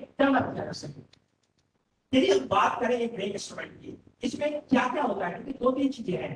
एक तो होता है डेडिकेटेड इंस्ट्रूमेंट, जो आपका इंस्ट्रूमेंट जो अलाउ करता है डायरेक्ट रीडिंग ऑफ कंप्लीट और पार्शियल रीडिंग, उसको हम बोलते हैं ग्रेजुएटेड। नॉन ग्रेजुएटेड जो नहीं करता, सेल्फ इंडिकेटिंग, जो कि सेल्फ इंडिकेटिंग से without the intervention of an operator, हम इसको यूज करते हैं, ये ऑपरेटर नहीं है। सेल्फ इंडिकेटिंग ये लिमिट्स के अंदर काम करता है। नॉन सेल्फ इंडिकेटिंग जहां पर एक जो ऑपरेट करते हैं हम लोग एक ऑपरेटर से, उसको बोलते हैं non self indicating. Electronic equipment क्या है, जिसके अंदर इलेक्ट्रॉनिक डिवाइस है, छोटी छोटी चीजें हैं, एक पर्पस क्या है, ये सारी की सारी चीजें सेल्फ इंडिकेटिंग क्या है। एक बड़ी इंपॉर्टेंट बात करते हैं डुअल एक्यूरेसी की। भाई मैं क्या बोलता हूँ, 15 किलो तक 2 ग्राम, 15 किलो से 30 किलो तक 5 ग्राम, ये क्या है, ये आपका डबल इंटरवल वाली वेरिएशन हो गई। इसी तरह से होता है मल्टी रेंज का मतलब क्या है, एक ही मशीन में एक इंडिकेटर होगा 1 kg से लेकर के या 1 ग्राम से लेकर के 100 kg तक। वही मशीन के दूसरा प्लेटफॉर्म होगा 50 kg तक, दूसरा होगा 1 ग्राम से 30 तक, तीसरा हो सकता है 28 kg तक। तो लाइक एक ही रेंज के अंदर हम सारी की सारी रेंज करते हैं।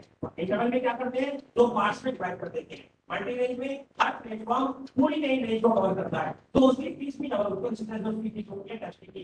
लेकिन ये सारी चीजें जब हम उनको बना रहे हैं, हमें पता होना चाहिए प्राइस सेल होता है, प्राइस कंप्यूटिंग होता है, प्राइस लेवलिंग होता है, सेल्फ इंस्ट्रूमेंट होते हैं, मोबाइल इंस्ट्रूमेंट होते हैं। इसके अलावा पोर्टेबल इंस्ट्रूमेंट और वेरी गुड व्हीकल्स की मैं आपको बोल रहा था। वेइंग मोशन का मतलब क्या है, कैसे आपका व्हीकल जब चल रहा है रोड के ऊपर तो हम उसका कैसे वेट ले सकते हैं। इसके बाद आता है एक्यूरेसी क्लास। एक्यूरेसी क्लास का मतलब क्या है, आपको ये पता होना चाहिए कि मैं जो वेइंग इंस्ट्रूमेंट बना रहा हूँ उसकी एक्यूरेसी क्या है। Class 1, class 2, class 3, class 4। Class 1 का मतलब क्या है, स्पेशल एक्यूरेसी, सबसे हाई रेंज की मशीन है क्लास 1 एक्यूरेसी। और ये जनरली हम बनाते हैं इलेक्ट्रोमैग्नेटिक फोर्स कंपनसेशन से या दूसरी ट्यूनिंग फॉर्क टेक्नोलॉजी वगैरह से बनाते हैं। इसके अंदर 60,000 काउंट का हम लोग सिर्फ भी अलाउ करते हैं। हाई एक्यूरेसी हाई है, लेकिन इसकी स्पेशल एक्यूरेसी से कम एक्यूरेसी होती है। इसके अंदर हम लोग जनरली लोग यूज करते हैं। मीडियम एक्यूरेसी और एक्यूरेसी कम हो जाती है, और ऑर्डिनरी एक्यूरेसी को एक्यूरेसी क्लास 4 है, इसकी एक्यूरेसी सबसे कम होती है। ये हम जनरली यूज करते हैं। जो आपका किचन स्केल है या मैकेनिकल मेन इंस्ट्रूमेंट्स है, वहां पर एक क्लास 4 के होते हैं, जैसे पर्सन मेक मशीन क्लास 4 है। तो ये सारी जो एक्यूरेसी क्लासेस वगैरह है, ये भी एक चीज है। तो कई बार हम लोगों को नहीं पता होती, हमारे मैन्युफैक्चर लगातार बता रहे हैं, जब हमारे पास आते हैं तो ऑब्वियसली हम उनको सही करते हैं, सही तरीके से टेस्ट बनाते हैं, सही तरीके से सर्टिफिकेट देते हैं। लेकिन आपको भी पता होना चाहिए इसका मतलब क्या है, क्लास 1 का मतलब क्या है इग्निशन का। बेसिकली ये आता है, आपने जाना होगा, हम लोग बोलते हैं इसका लीस्ट काउंट कितना है। लीस्ट काउंट का मतलब क्या है, घंटे का। यदि घंटे की बात करें तो उसका लीस्ट काउंट क्या होता है, 1 सेकंड। आपकी घड़ी 1 सेकंड बताती है, 1 सेकंड के टर्म्स में हम उसको लीस्ट काउंट को निकालते हैं। इसी तरीके से जब एक ड्रिलिंग मशीन की बात करते हैं, 1 ग्राम 2 ग्राम 5 ग्राम, तो क्या करती है मशीन, इंक्रीमेंट दिखाती है, नेक्स्ट रीडिंग दिखाती है, नेक्स्ट ऑब्जर्वेशन दिखाती है। उसको हम बोलते हैं इसकी वेरिफिकेशन, स्केल इंक्रीमेंट या लीस्ट काउंट या इसकी लीस्ट काउंट। यदि स्पेशल एक्यूरेसी क्लास है तो उसकी लीस्ट काउंट 1 मिलीग्राम से कम होगी या उसके बराबर होगी। 1 मिलीग्राम जो मशीन है, 1 मिलीग्राम वो आपकी होती है हमारी क्लास एक्यूरेसी। इसी तरीके से इसका जो नंबर ऑफ काउंट्स है वो कितने होंगे, 50,000 से ज्यादा। और इसकी जो मिनिमम कैपेसिटी होगी वो 100 ऑफ ई होगी, 100 टाइम्स ऑफ जो हमने अभी वेरिफिकेशन स्टेट की बात किया। हाई एक्यूरेसी में या 1.1 ग्राम यानी 100 मिलीग्राम से ज्यादा होगी। लेकिन जब आप वेरिफिकेशन स्टैंडर्ड्स की बात करेंगे तो 100 और 100 होगा, और इसकी मिनिमम कैपेसिटी 20 टाइम्स ऑफ ई होगी, यानी कि वेरिफिकेशन इंटरवल होगी जो या दूसरी पार्ट्स इसमें जब 100 मिलीग्राम से ज्यादा है या उसके बराबर है वेरिफिकेशन इंटरवल, तो काउंट्स होंगे वो 5,000 से लेके 1 लाख तक होंगे। और इस टाइम पर जो मिनिमम कैपेसिटी है वो आपकी 50 टाइम्स ऑफ ई होगी। इसके अलावा मीडियम एक्यूरेसी है, मीडियम एक्यूरेसी में आपका 0.1 मिली 21 ग्राम से 2 ग्राम के बीच में होगा, और यहाँ पर जो काउंट आपके इसकी मिनिमम कैपेसिटी है वो 20 टाइम्स ऑफ ई होगी, या 5 ग्राम से ज्यादा भी की वैल्यू हो सकती है। जितने भी लेवल रीजन होते हैं जनरली वो क्लास 3 में 5 ग्राम से ज्यादा ही होते हैं। यहाँ पर भी 20 टाइम्स ऑफ ई होगा मिनिमम कैपेसिटी। जब हम ऑर्डिनरी की बात करते हैं तो इसकी की वैल्यू 5 ग्राम या उससे ज्यादा होगी। यहाँ पर जो आपका मिनिमम कैपेसिटी है वो 10 टाइम्स ऑफ ई लिखते हैं। तो ये बेसिकली एक टेबल है, मैं क्या बताने की कोशिश कर रहा हूँ कि जब हम एक ड्रिलिंग मशीन बना रहे हैं फिर पता होना चाहिए मैक्सिमम कैपेसिटी कितना है, मिनिमम कैपेसिटी कितना है, ई वैल्यू कितना है, हमारे नंबर ऑफ काउंट्स कितने हैं, हमें कितने काउंट्स की तरीके से बनाने हैं, किस एक्यूरेसी क्लास में जाएगा। ये बहुत इंपॉर्टेंट है। ये सारी की सारी चीजें समझने के लिए हम कोशिश करते रहते हैं। इसके अलावा आता है मैक्सिमम परमिसिबल एरर। हम लोगों को जो मैक्सिमम परमिसिबल एरर है ये हम सबको पता है। यदि आपका क्लास 1 एक्यूरेसी की बात करें, क्लास 2 की बात करें, क्लास 3 या क्लास 4 एक्यूरेसी मशीन्स की बात करें, तो सारी की सारी जो हमारी नई मशीन्स हैं उसके अंदर जो एरर अलाउड है मैक्सिमम परमिसिबल एरर वो 0.5 ऑफ ई है, या 1 है, या मैक्सिमम 1.5 ई है। तो 1.5 ई से ज्यादा तो एरर अलाउड नहीं है। अब इसके अंदर हमने बात की है कितने काउंट्स के अंदर कितनी वैल्यू आएगी। जहां पर जो आपका लोड है वो आपको बताता है यदि लोड की वैल्यू 0 से लेके 50,000 ऑफ ई है, 50,000 ऑफ ई का मतलब हो गया, लेट्स से हम कहते हैं कि ई वैल्यू किसी मशीन का 1 मिलीग्राम है। यदि 1 मिलीग्राम है वैल्यू तो 50,000 टाइम्स से हम उसको मल्टीप्लाई करेंगे तो वैल्यू आ गई 50 ग्राम। यदि इसी ड्रिलिंग मशीन की बात करें तो ड्रिलिंग मशीन 200 ग्राम का है, वही मशीन 200 ग्राम का है, क्लास 1 एक्यूरेसी का है। मेरे पास बोर्ड नहीं है, मैं आपको देखिए समझाता है कि क्या होता है। बेसिकली आप स्टेबल को देखेंगे समझेंगे कि जो हमारा 50,000 टाइम्स ऑफ ई यानी कि ई वैल्यू 1 मिलीग्राम है, 1 मिलीग्राम का मतलब क्या हो गया कि आपके पास 50 ग्राम तक 0.5 का मतलब 0.5 मिलीग्राम एरर अलाउड है। उसके बाद हम आगे आते हैं 50 ग्राम से लेके 200 ग्राम यानी कि 200 टाइम्स ऑफ ई। इसके अंदर कितने अलाउड है 1 ई दैट इज 1 मिलीग्राम। और उसके बाद जब आउट पर जाते हैं तो जो हमारी एरर आती है वो आती है allowed error 1.5 E that is 1.5 milligram. तो एरर बहुत कम अलाउड है, मेरा कहने का मतलब ये है। जब आप बात करते हैं वेव की, आपने कहा साहब मेरा एक वेव ब्रिज है और इस वेव ब्रिज की जो कैपेसिटी है वो 100 टन है। भाई आपकी ई वैल्यू कितनी है, आपने कहा मेरी ई वैल्यू 5 किलो है, तो 5 किलो में जो मैक्सिमम एरर अलाउ होगी वो 7.5 किलो है। 7.5 किलो से ज्यादा यदि एरर आती है तो वो अलाउ नहीं है, वो एरर आपकी ज्यादा हो जाएगी। तो इसका पर्पस क्या है कहने का, मैं आपको ये सब चीज को बताने की कोशिश कर रहा हूँ कि हमें पता होना चाहिए कि मेरी मशीन विदिन एरर है कि नहीं है। आप तो मेरे पास लेके आती है या स्टेट गवर्नमेंट के हमारे ऑफिसर्स के पास लेके जाती है वेरिफिकेशन या स्टैंपिंग के लिए, तो हम खुद चेक करें कि हमारी मशीन विदिन पार्टिसिपल एरर आ रही है कि नहीं आ रही है, और नहीं आ रही है तो हम उसको कहीं ना कहीं से हमारी प्रॉब्लम है हम उसको ठीक करेंगे। ये जो टाइप ऑफ इंस्ट्रूमेंट है, जो बहुत सारे टाइप ऑफ इंस्ट्रूमेंट, इसके अलावा देखिए मैं सॉरी अभी बेसिक बात करूंगा एमपीकी मैक्सिमम पार्टिसिपल एरर, ये सबसे इंपॉर्टेंट चीज है। दो चीजें नॉन ऑटोमेटिक इंस्ट्रूमेंट सबसे इंपॉर्टेंट है आपके लिए। एक तो आपको ये वाला टेबल जिसके अंदर आप बताते हैं कि इस कैपेसिटी क्लास के अंदर आएगा कितना मैक्सिमम होगा, कितना मिनिमम होगा, कितने काउंट्स होंगे, कितनी की वैल्यू होगी, ये इस टेबल के अंदर आप कौन से कैपेसिटी क्लास होगी, ये हम इस टेबल के अंदर बताते हैं। और जो दूसरी टेबल मैंने आपसे डिस्कस की इसके अंदर हम मैक्सिमम पार्टिसिपल एरर बताते हैं। मैंने आपको क्लास 1 एक्यूरेसी का बताया और इसके बाद ये क्लास 3 की बात करें, जिस टेबल की आपने 5 पेजी बोली है या दिस काउंट या वेरिफिकेशन स्टेटमेंट है, तो उस केस में maximum participle error at the maximum load is 7.5 kg। तो आप सोचिए क्या हमारा बेबी 7.5 kg में काम कर रहा है। मैं आपको एक ही चीज बताता हूं, यदि इस देश की इकोनॉमी में आप ये समझते हैं कि आपका कोई पार्ट नहीं है तो शायद हम सबसे अनभिज्ञ है कि हमारे देश में क्या हो रहा है। आज यदि मैं कहीं किसी जगह पर पेइंग और रेशनिंग में चीट किया जा रहा हूं तो वो लॉस मेरा नहीं है, वो कॉन्स्टिट्यूशनल, वो आपका कंसोलिडेटेड फंड ऑफ इंडिया का लॉस है। तो उसके लिए जिम्मेदार कौन है? आप और मैं। आपने बनाई है, मैंने टेस्ट किया, अभी तो लोग हैं जो जिम्मेदार है। यदि कोई मशीन सही काम नहीं करती, किसी मशीन में टैंपरिंग होती है तो उसके लिए केवल वही लोग जिम्मेदार है, आप और मैं। यूजर को छोड़ दीजिए, यूजर को आप जितना भी फैसिलिटी देंगे, आज भी हम स्कूल के बच्चों को कह दें कि छुट्टी नहीं है, कोई टीचर नहीं है, तो बच्चे बात मान जाते हैं, आपको पता है ना। तो इसी तरीके से यदि आज आपने लॉ का काम क्या है, हमारा पर्पस क्या है, हमारा काम क्या है, हमारा काम है कि जितनी भी मशीनें हैं जो मैंने बना के दी है उसमें टैंपरिंग नहीं होनी चाहिए। मैंने प्रोविजन डाला स्विच का, आप कहते हैं मैं स्विच मानता ही नहीं, मैं तो लगाता ही नहीं हूँ, कैसे चलेगा भाई, क्यों नहीं लगाएंगे, आपका क्या इंटरेस्ट है। और मैं आपको ये गारंटी देता हूँ, मेरे बात खड़े होके कितने प्लेटफॉर्म्स पे मैंने बोली है, बात आपको बोलता हूँ कि एक मैन्युफैक्चरर का कोई इंटरेस्ट नहीं होता कि मशीन गलत रीडिंग दे या मशीन कम खुले या मशीन ज्यादा खुले। क्या मैं ठीक हूँ? मशीन आपका क्या इंटरेस्ट है, आपने मशीन बेच दी, आपका काम पूरा हो गया।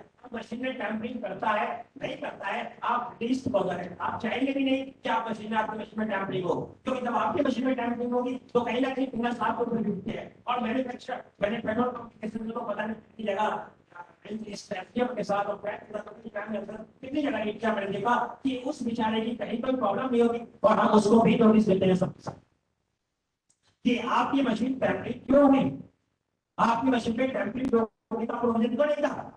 आप कहते हैं साहब रिमोट क्यों नहीं जाता है, मुझे रिमोट मेरी मशीन है, अभी मैं आपसे कहूँ मेरे कंप्यूटर को जब आपने रिमोट चला के नहीं चलेगा, नहीं चलेगा, मेरा कंप्यूटर आपके रिमोट से नहीं चलता है, तो आपका मेरी मशीन भी आपके रिमोट से नहीं चलना चाहिए, क्योंकि रिमोट हमने कहीं अलाउ नहीं किया।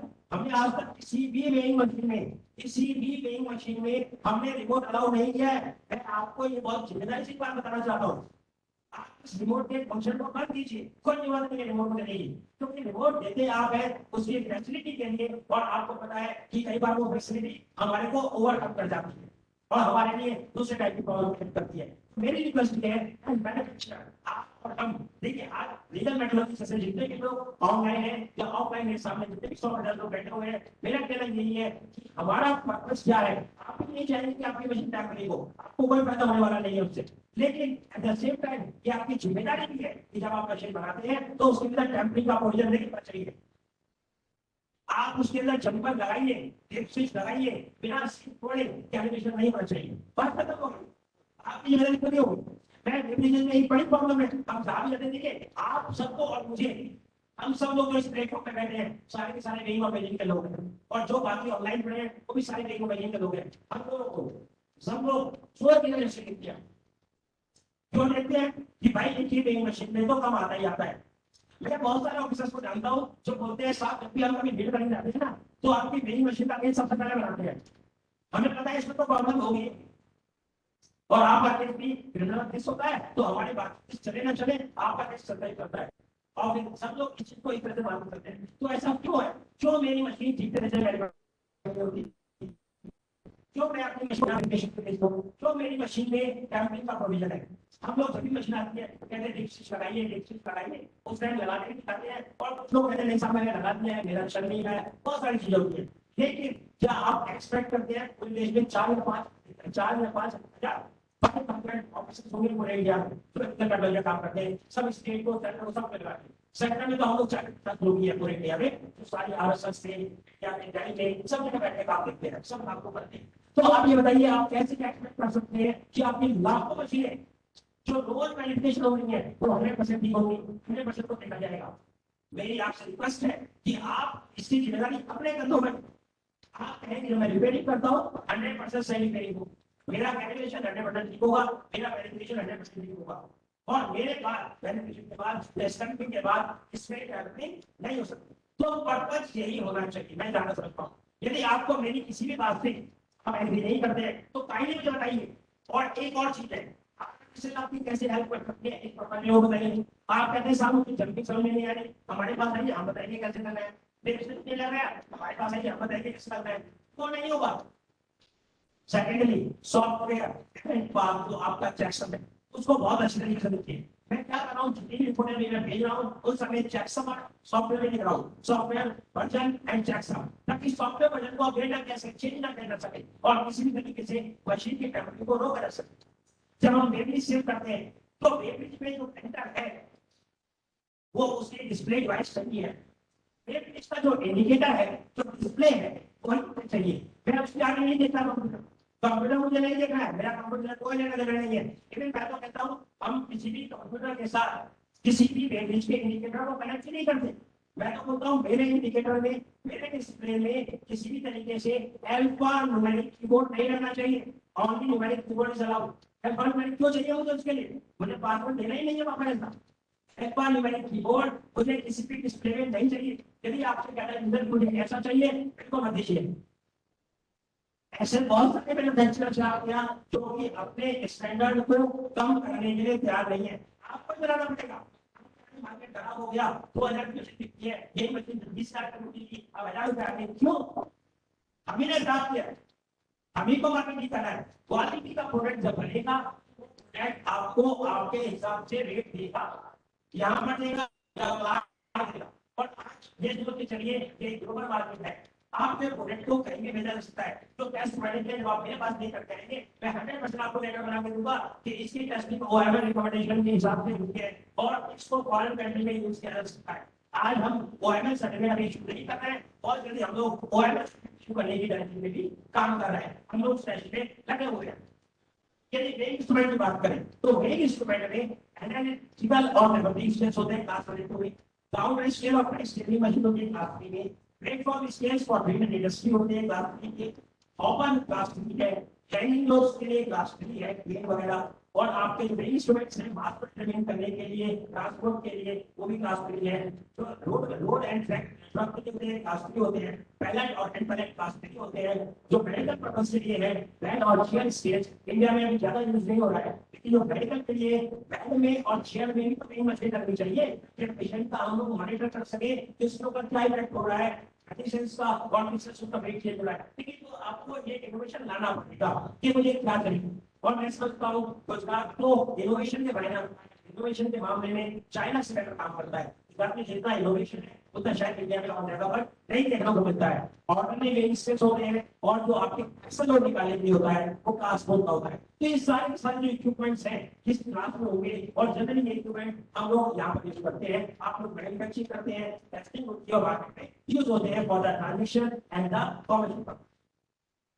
दूसरी बड़ी इंपॉर्टेंट बात, आप लोग सब मैन्युफैक्चरर हैं, एक वेइंग मशीन पर मुझे क्या क्या चाहिए जो नहीं देते भैया, ताकि उसी वेइंग मशीन को देख करके पता चल जाए कि उसकी मैक्सिमम कैपेसिटी कितनी है, मिनिमम कैपेसिटी कितनी है, उसके ऊपर मैन्युफैक्चरर का नाम क्या है, डेट क्या है। आप कहते हैं साहब मेरा डेट कोई दूसरा यूज कर रहा है, कोई और यूज कर रहा है आपके सर्टिफिकेट को, कैसे यूज होगा? टारगेट अपने नाम पर अपने ब्रांड को पूरी तरीके से भाई के ऊपर जो हट ही ना सके उसी पर डाल दीजिए, वोट दीजिए उसके ऊपर, उसी पे एनक्लेव कर दीजिए, नहीं निकलेगा।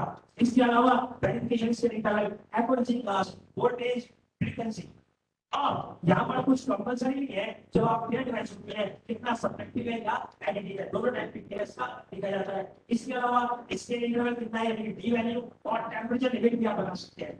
बेसिक इंफॉर्मेशन है, एक वेइंग मशीन के साथ दी जानी चाहिए। इसके अलावा जो मार्किंग्स है वो कैसे चाहिए, बिल्कुल इंटेलिजिबल होनी चाहिए, एलिजिबल होनी चाहिए, ग्रुप टुगेदर एक जगह पर होनी चाहिए, और जो मैक्सिमम मिनिमम है वो किस तरीके पास होना चाहिए। तो ये पर्पज है कि ये बेसिक, ये मैं आपको तरफ से नहीं बता रहा हूँ, ये जो ओएमएल का रिकमेंडेशन है वो भी यही बोलता है, ये सारी की सारी इंफॉर्मेशन एक वेइंग मशीन के ऊपर दी जानी चाहिए, चाहे हम अभी नहीं दे रहे।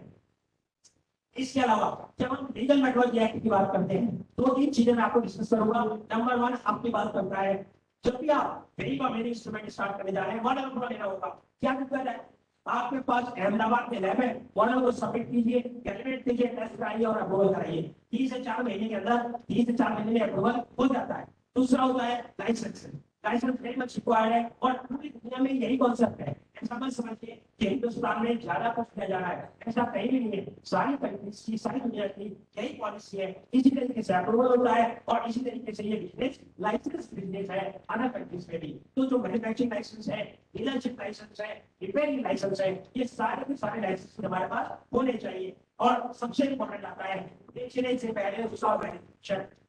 आपको पता होगा section 33 of the act clearly बोलता है कि जो यूजर है यूज करने से पहले, सेलर सेल करने से पहले, बेचने से पहले इसको वेरीफाई कराते था।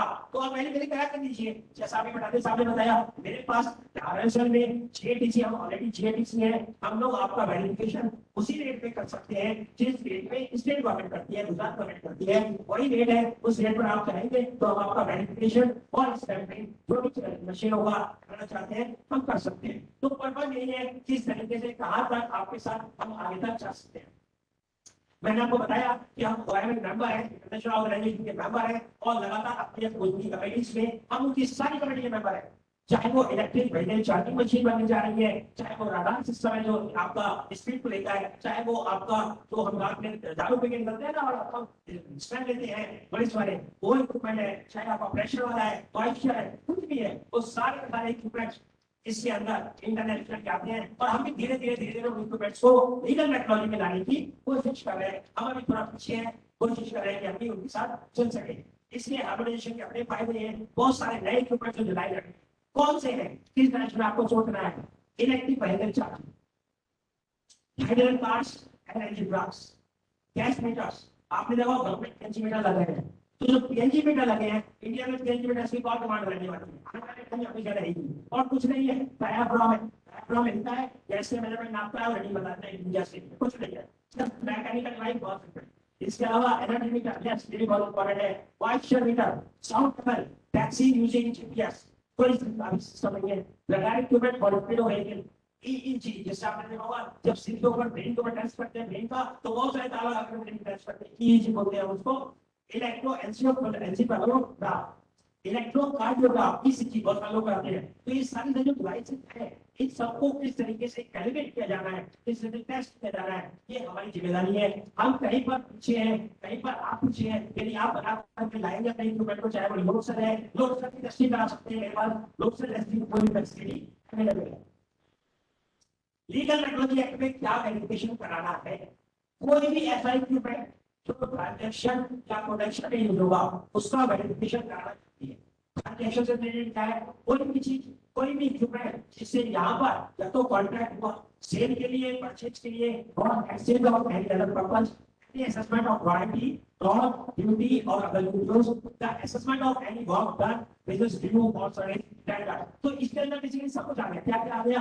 आपने को बेचा, खरीदा, मशीन यूज किया, आपने कोई रॉयल्टी तय की, आपने ड्यूटी निकाली, टोल निकाला और आप पर सारा ये वेरिफिकेशन आएगा। और भी आपने कोई कार्य किया गया किसी मशीन से और उसका किया जा रहा है या बिजनेस किया जा रहा है या प्रेफरेंस दिया जा रहा है, तो ये मशीन भी ट्रांजैक्शन के परिधि में आएगी और इसका भी वेरिफिकेशन कराना होगा।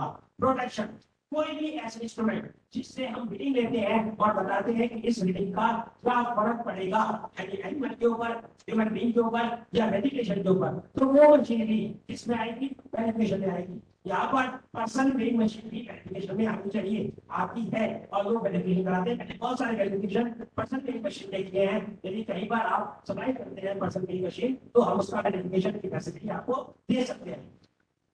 ये रूल्स हैं जो हमने भारत सरकार ने लीगल मेट्रोलॉजी एक्ट के अंदर बनाए हैं। एक पैकेज क्वालिटी, देखिए आप सारा सामान पैकेज में बेचते हैं, तो जो पैकेज है उसके ऊपर क्या क्या डिक्लेरेशंस होने चाहिए, क्या वो डिक्लेरेशंस है, एमआरपी है, यूनिट प्राइस है, नेम ऑफ मैन्युफैक्चरर है, तो ये बेसिक डिटेल है, ये होनी जरूरी है। तो इसके अलावा मैं थोड़ा सा आपको आरएसएल के बारे में बता दूं।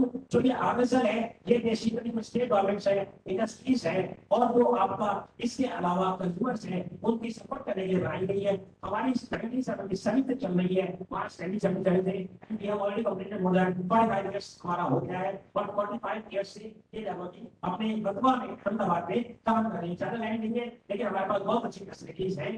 ये जो लैबोरेटरी है, हम लैबोरेटरी नेशनल फिजिकल लैबोरेटरी से अपने स्टैंडर्ड को लेकर के आप तक स्टैंडर्ड पहुंचाते हैं स्टेट गवर्नमेंट। जो आपके वेरिफिकेशन होते हैं, आपके वेट वेरिफिकेशन होते हैं, आपकी बैलेंस वेरिफिकेशन होती है, उनके लिए जो नई मशीन और रेट स्टेट गवर्नमेंट यूज करती है, उसको हम वेरीफाई करते हैं। अपने हम कराते हैं नेशनल फिजिकल लैबोरेटरी से, नेशनल फिजिकल लैबोरेटरी कराती है इंटरनेशनल प्रोटोटाइप से। तो ये फेसिलिटी चीज है इंटरनेशनल लेवल पे। आपको चीज बता दूं, यदि आप 1 kg देते हैं तो वो 1 kg इंडिया में 1 kg नहीं है, नॉट ओनली इन इंडिया, ये सारी दुनिया में 1 kg है।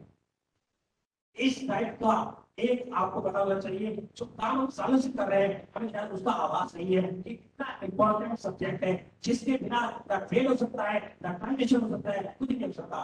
तो रीजनल रेफरेंस हमारी लगभग की है, एनएजीएल से एग्रीगेट है और हमारा बीआईएस से हमारा बीआईएस पे एंड हो चुका है।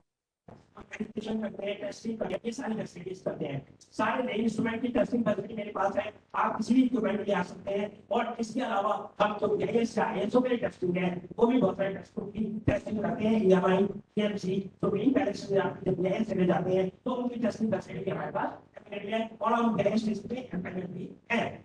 पास का हमारे पास पूरा प्रोविजन है। जैसे हमें बोला कि पास के लिए हमारे पास आ सकते हैं, पास में 1 मिलीग्राम से लेंगे, आप कोई सवाल चाहिए हम सब कर सकते हैं। Human class, class, M1 class, M2 class, आप हमारे पास कोई भी बात नहीं चाहिए, हम सब कर सकते हैं। और बड़ा पास 1 टन 2 टन भी हमारे पास फैसिलिटी है। इसके अलावा हर टाइप की बैलेंस की फैसिलिटी है, तो हम कैलकुलेट भी करते हैं, टेस्टिंग करते हैं और वेरीफाई भी कर सकते हैं। इसके अलावा कंट्रोलिंग में भी है हमारे पास, डायमेंशन में भी है, मैथ वगैरह में, हाइड्रोमीटर में, टेम्परेचर में, प्रेशर में, टेस्टिंग में, फोर्स की पूरी फैसिलिटी, जो लोड सेल है, लोड सेल की पूरी फैसिलिटी हमारे पास है। आप जो लोड सेल बना रहे हैं, यूज कर रहे हैं, उनको कभी भी कैलिब्रेट कर सकते हैं और टेस्ट करा सकते हैं कि लोड सेल प्रॉपर्ली काम कर रहा है कि नहीं कर रहा है। इसके अलावा हमारे पास टॉप की पूरी फैसिलिटी है, फ्लोमीटर की पूरी फैसिलिटी है, वाटर मीटर की पूरी फैसिलिटी हमारे पास है, टैंक कैलिब्रेशन की फैसिलिटी है। और इसके अलावा गवर्नमेंट ने जो जेडीसी का प्रोजेक्ट बनाया है, इस गवर्नमेंट अप्रूव्ड टेस्ट सेंटर के अंदर भी जो प्राइवेट पार्टीज हैं, उनको भी टैंक इक्विपमेंट्स के लिए वेरिफिकेशन करने का एक अधिकार दिया जाना है, वो भी एक कार्यक्रम चल रहा है। एक और छोटी सी चीज मैं आपसे डिस्कस करना चाहूंगा। मेरी रिक्वेस्ट है, जो हमारे प्रधानमंत्री साहब ने हो रहा है, ये प्लास्टिक के यूज को कम से कम किया जाना चाहिए, ताकि देश के ज्यादा से ज्यादा कचरे को रोक सके।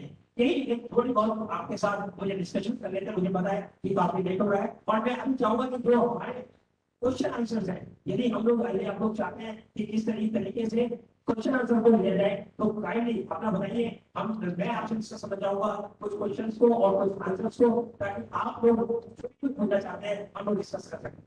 प्लीज, यदि किसी ने कुछ पूछना है तो पूछ सकते हैं प्लीज।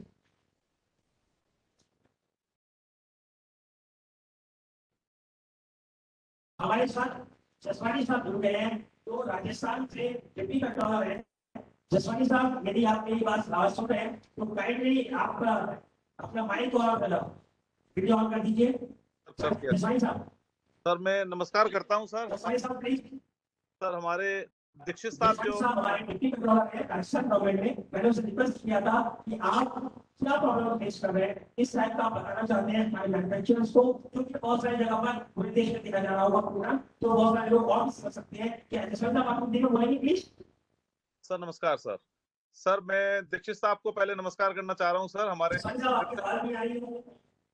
और अच्छा अच्छा ठीक है सर। जी जी जी हाँ सुन रहा हूँ। Sir clear Audible sir. हाँ सर। हाँ सर मैं नमस्कार करता हूँ आपको सर। आपने काफी अच्छा आज मतलब आप सीखने का मौका मिला सर। और मैं अपने जो इस बिजनेस से जुड़े हुए साथी हैं उनको भी मैं एक धन्यवाद देता हूँ कि आप उपस्थित होकर जो ये आज सीखने का जो मौका मिला है वो बहुत अच्छा दिन है आज। बस केवल मेरी तरफ से तो सर एक चीज कहना चाह रहा हूँ, आज टाइम है ईज ऑफ डूइंग बिजनेस। जो ईज ऑफ डूइंग बिजनेस के हिसाब से और एक ऑनलाइन सिस्टम जो हुआ है, तो आने वाले टाइम में सर अपनी जिम्मेदारियां बढ़ रही है सर। हेलो हाँ जी यस आवाज सर, आ रही है? आवाज आ रही है सर।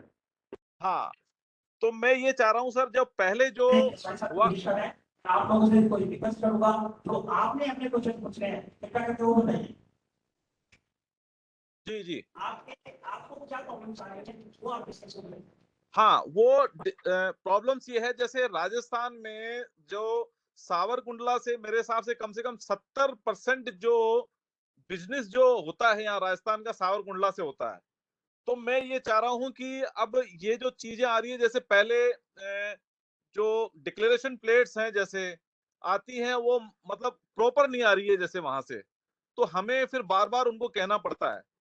तो ये सावरकुंडला के जो साथी हमारे हैं बिजनेस के, उनसे मैं रिक्वेस्ट करना चाह रहा हूँ कि वो जो क्वालिटी जो मेंटेन करें मशीनों के लिए, तो उनका ही बिजनेस बढ़ेगा ऐसे तो। हेलो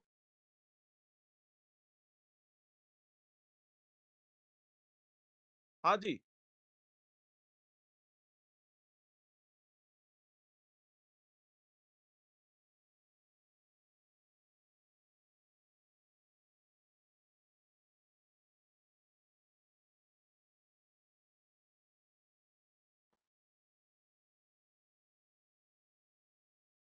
हाँ सर।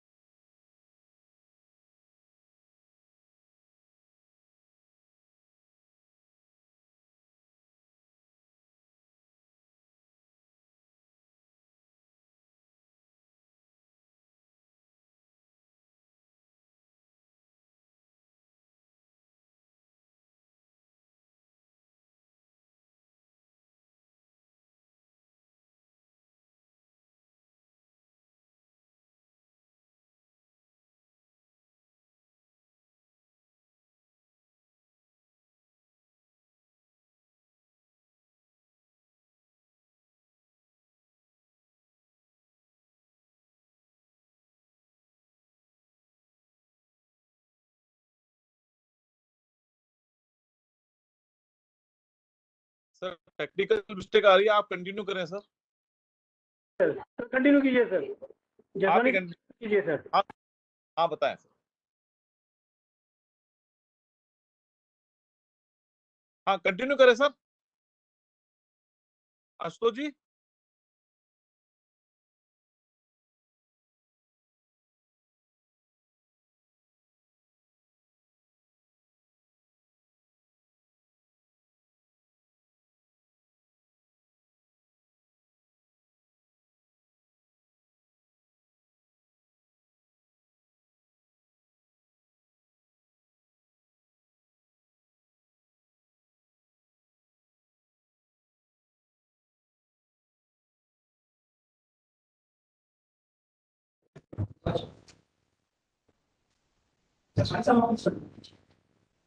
सर आप ही कंटिन्यू करें सर, आशुतोष जी कंटिन्यू कर लें।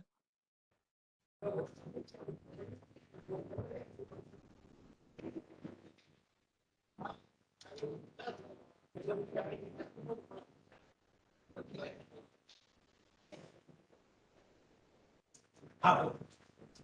सर एक प्रॉब्लम ये है कि इंडिया में जो भी मशीन मैन्युफैक्चर होती है उसको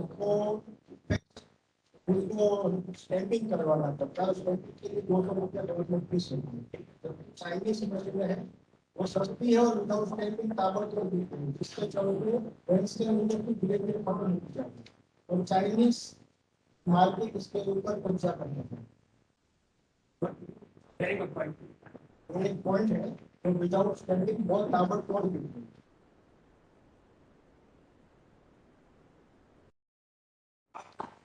जो बात कह रहे हैं कि वेरिफिकेशन के बिना मशीन बिक रही है, ये तो मुझे लगता है सबको पता होगा।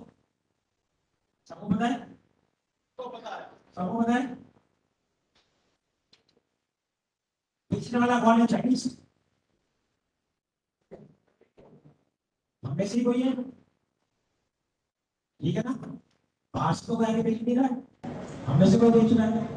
क्या होना चाहिए अब इसका? क्या होना चाहिए आप बताइए, क्या सोल्यूशन होना चाहिए इसका?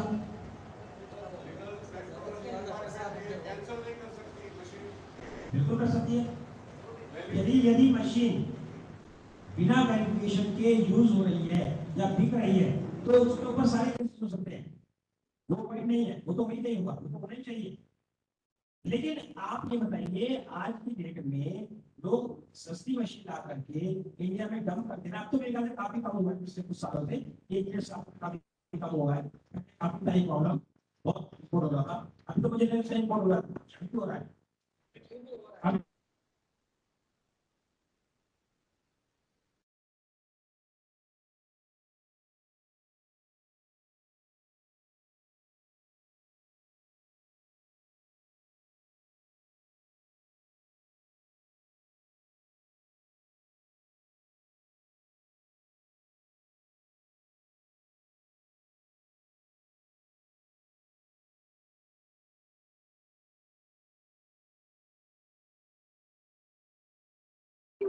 सर आपकी आवाज नहीं आ रही है।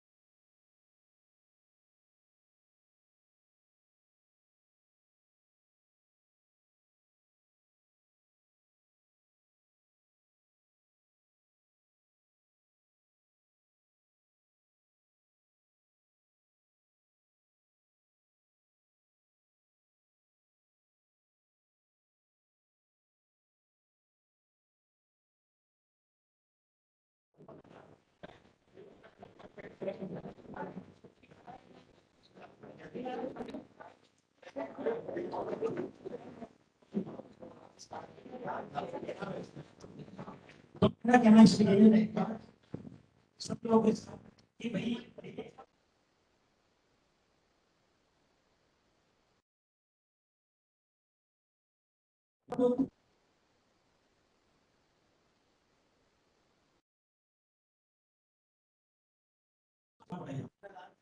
और बताइए इसके अलावा। तो इसके लिए आपको जो भी इंफॉर्मेशन आपके पास है वो शेयर करिए, बड़ा कुछ शेयर कर सकते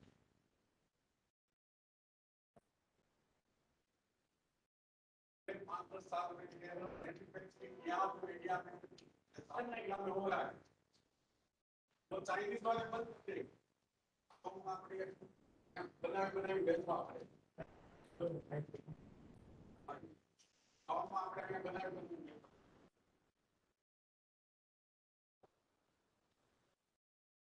सर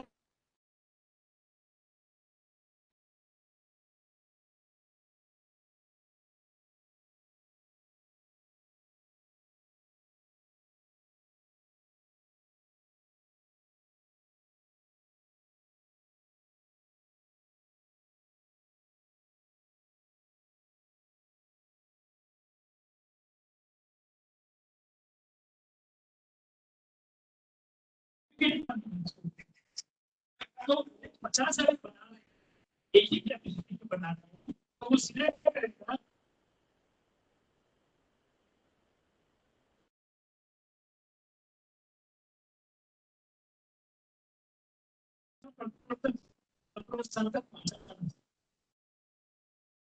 ओके, मैं बिल्कुल बोलूंगा। और बताइए। अभी थोड़ा तो उसको कम करना चाहिए सर, वो आपका देखिए मॉडल अप्रूवल फीस का क्या है कि बहुत आज की डेट इसमें होता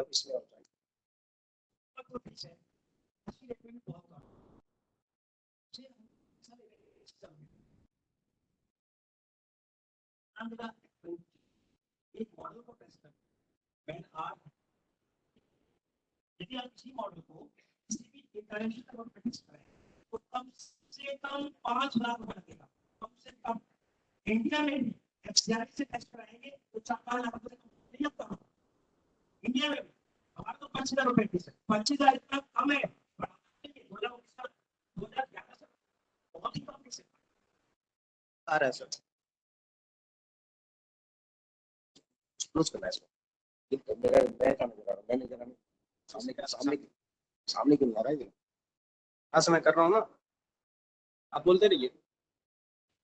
मेरी समस्या है जो भी बच्चे है तो इसलिए नहीं करेंगे कि बहुत सारे इसको बताइए छात्र वाले के इसको स्टेशन पर करना है एप्लीकेशन बाकी ज्यादा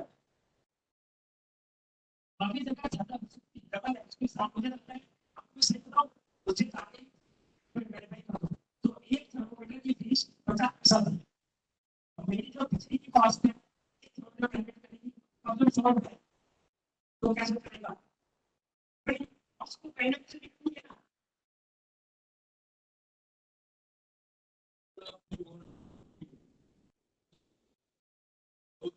ठीक है लोग जो बैठे हैं वो जीएसटी दूसरी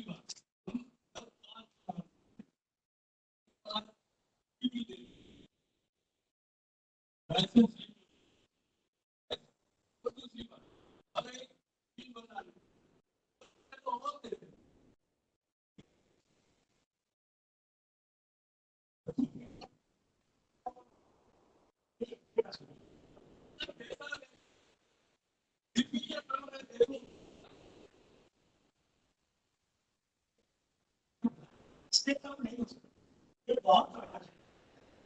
आपके साथ उसका तो यहाँ पर कैसे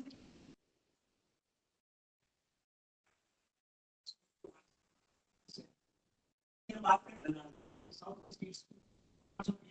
इसके अलावा बहुत ज्यादा पिछला मतलब ये कहना उसको 400 रुपए तो एक मुझे लगता है कि जो महाराष्ट्र का मैन्युफैक्चर है तो गुजरात का मैन्युफैक्चर तो आधी फीस तो नहीं सकता। महाराष्ट्र का मैन्युफैक्चर डबल फीस दे रहा है, गुजरात का मैन्युफैक्चर क्या है पूरे देश में ऐसे डिस्काउंट बताओ गवर्नमेंट को फ्री करना चाहिए। कोई बात नहीं फीस नहीं 100% मैन्युफैक्चर होगा लेकिन उसकी फीस कहाँ से एक और भी पानी दिल्ली में बिजली और पानी फ्री है, कहाँ से आता है? तो आप बताइए कि क्या बिजली और पानी आसमान से फ्री आता है? भाई कॉस्ट तो कहीं ना कहीं किसी ने हमें चाहे वो टैक्स से जाए, आप जीएसटी का कॉलर पकड़े, इनकम टैक्स का कॉलर पकड़े या इसका टैक्स उसमें अंतर होता है।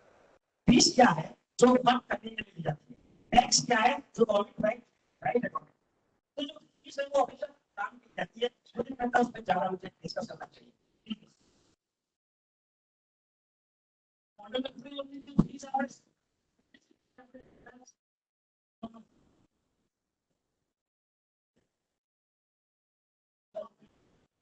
अभी मुझे लगता है कि हमारा जो कॉन्फ्रेंस है वो काफी लोग हैं जो ऑनलाइन लोग हैं, मैं उनसे रिक्वेस्ट करूंगा कि हम अपनी कॉन्फ्रेंस को with the thanks of all जितने लोग भी हमारे कॉन्फ्रेंस में मौजूद हैं, जितने भी लोग ऑफलाइन ऑनलाइन मौजूद हैं उन सब लोगों का धन्यवाद करते हुए मैं इस कॉन्फ्रेंस को यहीं पर खत्म करने का रिक्वेस्ट करता हूं।